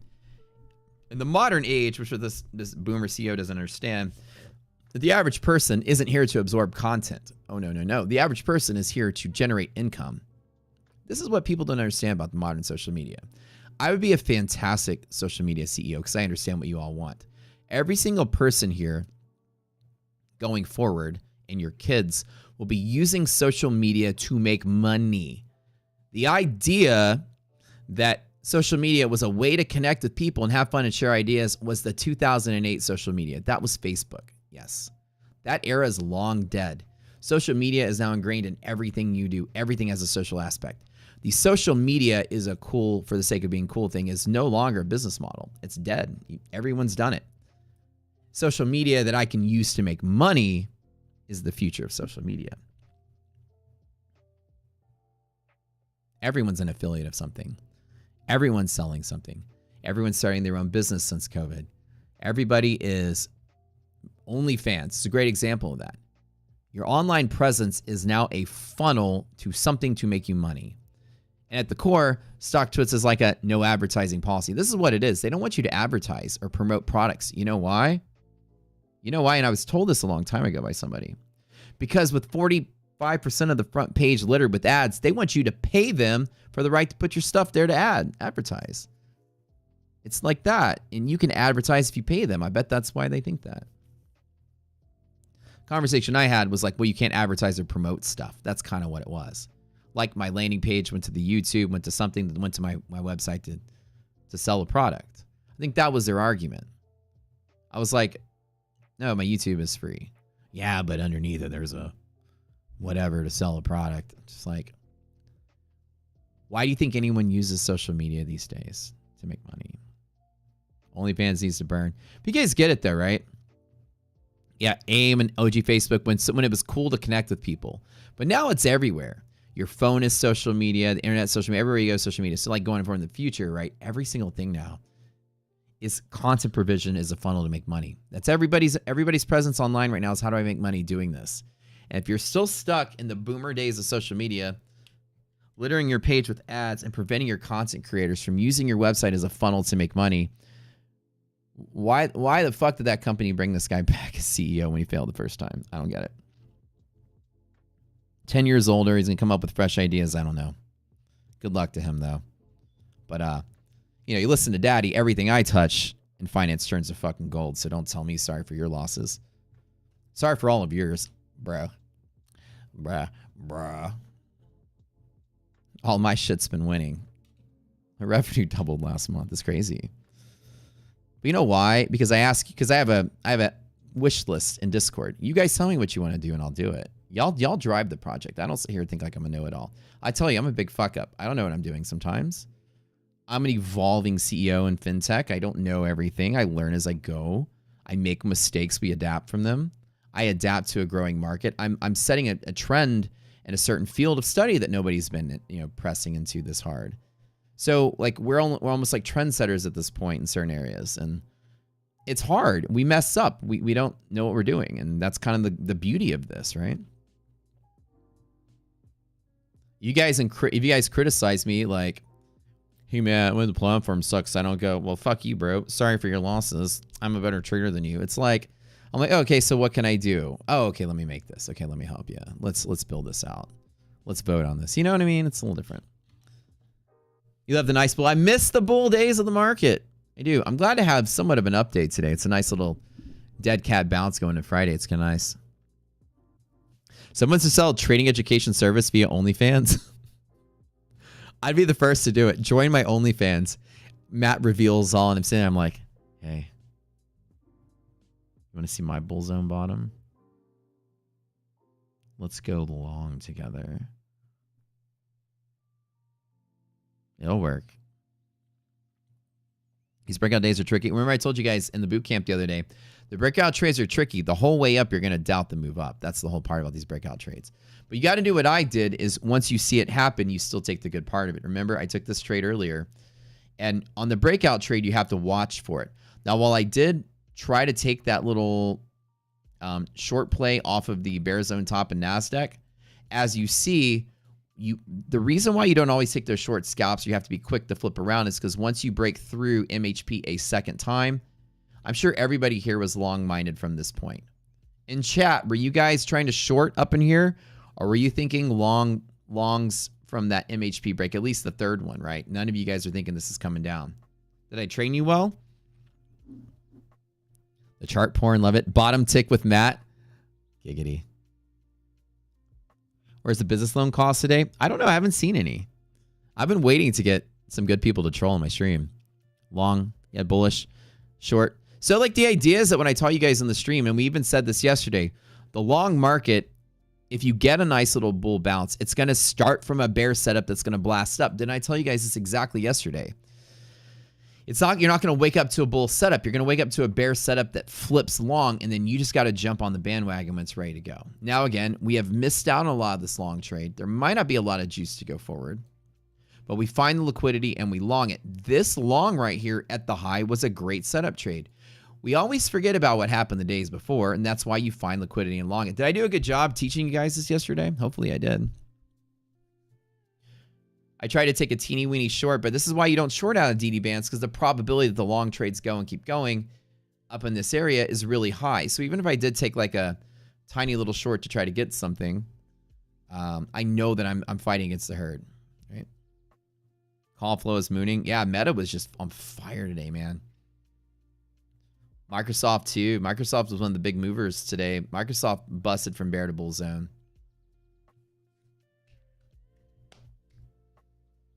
Yeah, you know, anyways, jokes aside, you know, all loveliness. Good luck to the stock twits people, but I've never seen a more dead website. I can't imagine like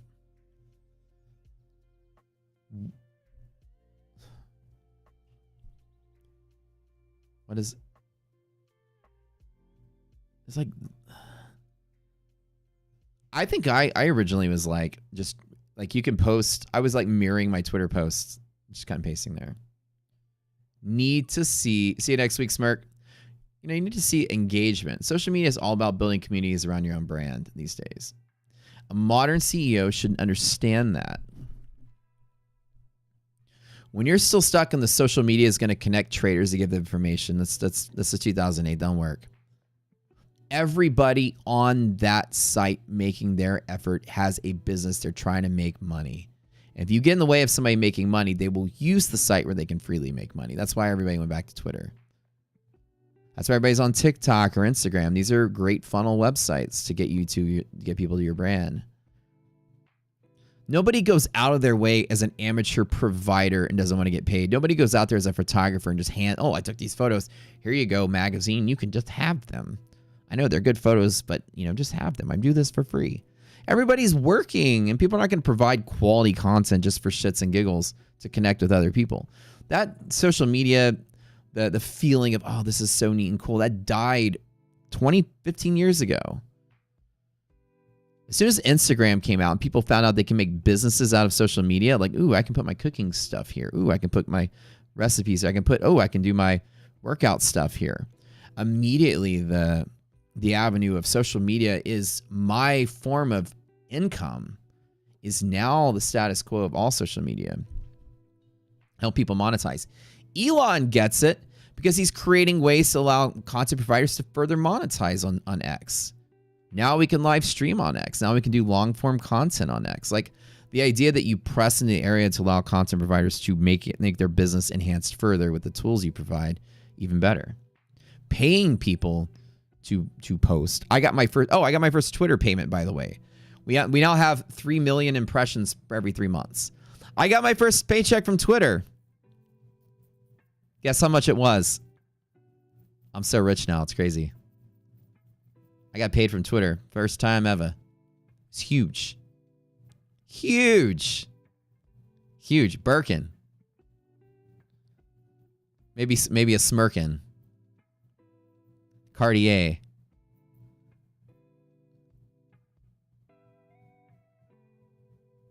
Close. Close. Close. Oh, Lex. I can buy myself some Nike Air Jordax with them. But I can at least afford the good knockoffs, not the bad knockoffs. I can at least get the quality knockoffs. It was about $75, something like that. Was it? How much was it, iDoc? Like $70, 75? 77. Neil was almost there. Big winner, baby. It was roughly, I remember, a 7. It was like 70 something at crawfish money. Yeah, we immediately went and bought crawfish and blew it all. 3 months of work, baby, but that crawfish was tasty. I like when they clean their crawfish really good. Anybody here eat crawfish? When you get some good crawfish at a place. Now, it's always hit or miss when you go to like a bar that has crawfish night. Because they always hire some, random person to come cook it. You go there and you flip the crawfish under, and under the tail where all the little legs are, if it is just white and pristine, oh my God, that's what you like. A lot of times, you're literally eating dirt and mud. They don't clean off that good. In this place, I could buy Abibas. I could buy Adidams. If y'all remember the state from MTV a long time ago, Adidams. Oh, they're better than Adidas. They have 4 stripes instead of 3. I can only afford Adidams. Where is the meat? Depends on how adventurous you are on crawfish. When you ask iDoc, she eats like half of the fucking thing. And I can't do it because I'm not that adventurous with food. But the tail has meat, number one. Inside of the body cavity are the lipids that people rip out and eat, the little orange pasty stuff. People chew the head, suck the head, eat some up. And if the claws are big enough, there's little tiny bit of claw meat. You can eat about half of the crawfish. I suck the juice out of the head a little bit. But if you flip the crawfish under and it's just pristine white underneath that tail, that's what I love. Clean crawfish tastes better than anything else. Just like nice, clean, boiled crawfish, a little bit of seasoning. And this bar we went to the other night was perfect. I'm just like, oh, these are so tasty. And last year was really bad because it was like a really hot summer. Really humid. Crawfish don't really breed that fast and that much. And all the crawfish are baby. They were like teeny tiny, not even worth it. So this year they're starting to get a little bigger, which is good. Has like an adventure. Order through Southwest Cargo. Okay. Did Eli sign that big check? Oh, he did, baby. $70. $75.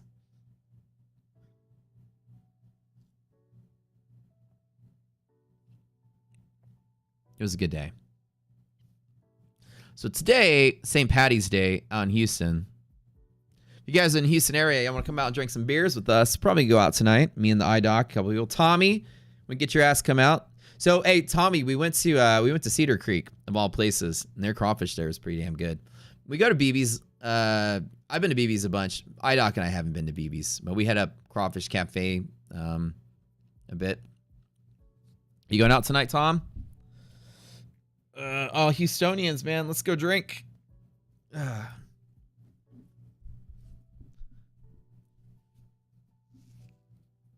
Yeah, we just got done working out. So we were like, after the workout, we're like, all right, let's go eat. Free ticket. Y'all can talk trade.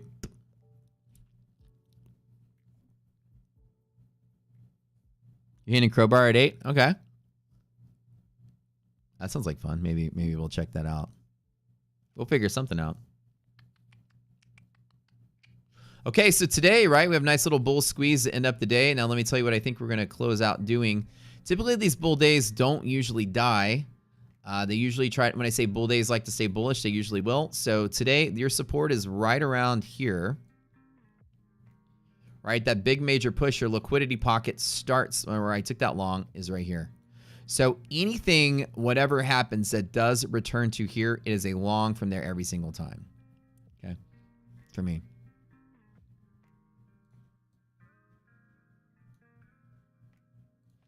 Keeping in mind, 90% of days do stay on the same side of orange. This is one of those 10% of days that didn't. Liquidity pockets are always decent longs. If the universe is about to hand me a good trade, I might actually take this again one more time.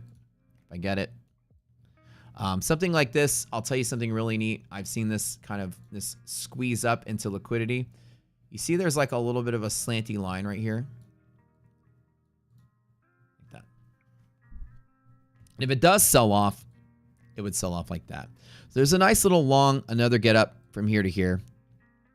We're taking. So keep that in mind. That's what I see. All right, y'all. It's getting time to call it quits on stream. I'll have to stay here with you guys all day, but thinking about it. Pretty decent run. I think I made 3,000, 37, 43, 40, 4,000. I'm up 4,000 today. Not bad. Remember, on a moment's notice, you got to get in a bull market. Find liquidity and long it. What's up, Hawaii? What's up, dude? It's been a good day today. What am I doing for Pi Day? I'll be drinking green beer and eating crawfish. That's what I'll be doing tonight. The Texas way, baby. So, you guys out in Houston and you Houstonians here, hit me up in Discord or whatever. We'll probably go out and do the same. Y'all want to come have some beers and chit chat and chill? Be fun. Crawfish, yeah, eat the tail. Suck the head, eat the tail. That's about it. I don't do much more than that. When I throw my crawfish away, iDoc reaches in the bucket, pulls it out, and finds more food when I throw away. We can go tomorrow since there's a ton of parades. Yeah, we can do it tomorrow too. I'm gaming it all this weekend. I might game this afternoon. Usually Friday after the stream, we do some gaming, so we should do something. I've been thinking about picking up Marvel Rivals, though, as everybody's been saying this is a good game. I might start checking that out soon. Yeetski. Oh, what's up, Yeetski? Okay. Yes, sir. It's all right. That's what people say. They like it, they don't like it. Stream your game and we'll watch. Y'all want me to stream gaming right now? That'd be so. I've never streamed gaming on this channel. Can we just like load Call of Duty up real quick? That would be so funny.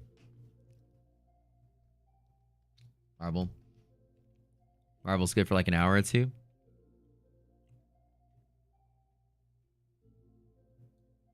Streaming gaming while I trade. Algo will punish you. It will. It will if I switch the focus. The algo will punish me. Play COD and call it some delayed trades. If I were gonna, and what I should do if I'm gonna stream gaming, I should just go to Twitch, a place where I don't care about. YouTube algo will absolutely. iDoc and I have been like studying the algos lately. The reason for our virality is because I figured out some things in the algo. We all hail to Lord Algo. And we can't piss off that algo. Yeah. If you change your content, you're gonna be punished for months, for sure. Up 2,000, let's go, Scrump. Let's go, baby.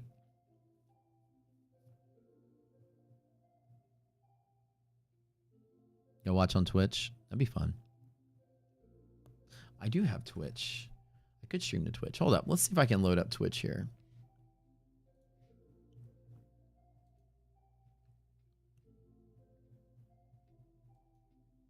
Twitch, Rocket Scooter AI. Let's see if it's there.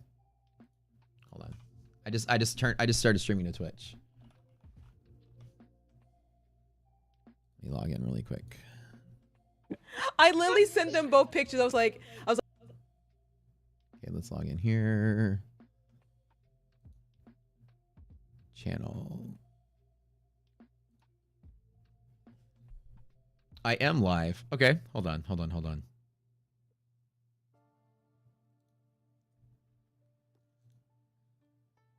Okay. All right. Hold on. It's been a while since I used Twitch. Hold up. KJ, what's up? You guys are here? Okay, go hold on. Wait, let me find the futures trading. Oh my god. Stream Elements is like posting old things from a long time ago. Okay, hold up. All right, y'all want to go to Twitch real quick? Let's just goof around. If you guys want, I'll play COD on Twitch. If you guys want to, any Rockseeker people want to play some COD, let's do it. Hit me up in Discord. We have a gaming channel. Come over here. But thanks for tuning in, guys. Don't forget to use the rocket scooter. Hold on. I'm gonna play the song. song here. Hold on.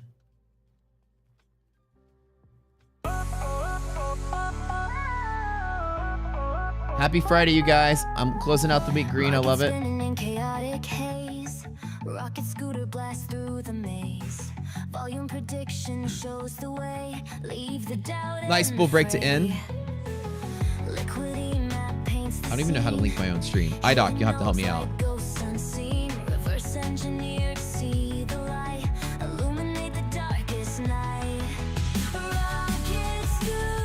Yep, good day. Cod like the fish, always like the fish.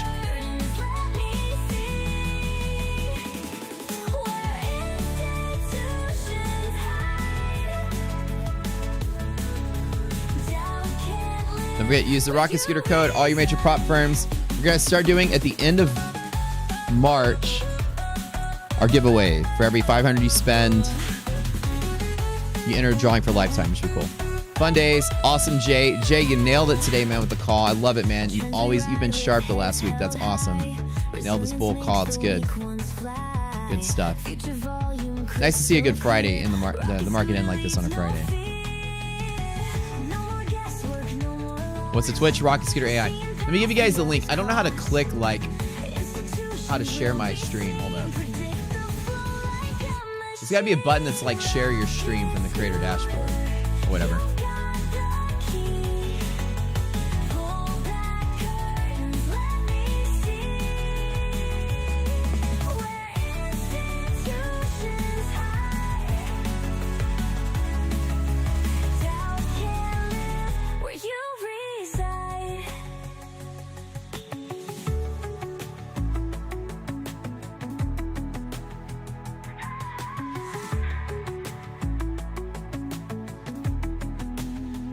Oh, wow, there's like 3 or 4 of you over there. That's fun. All right.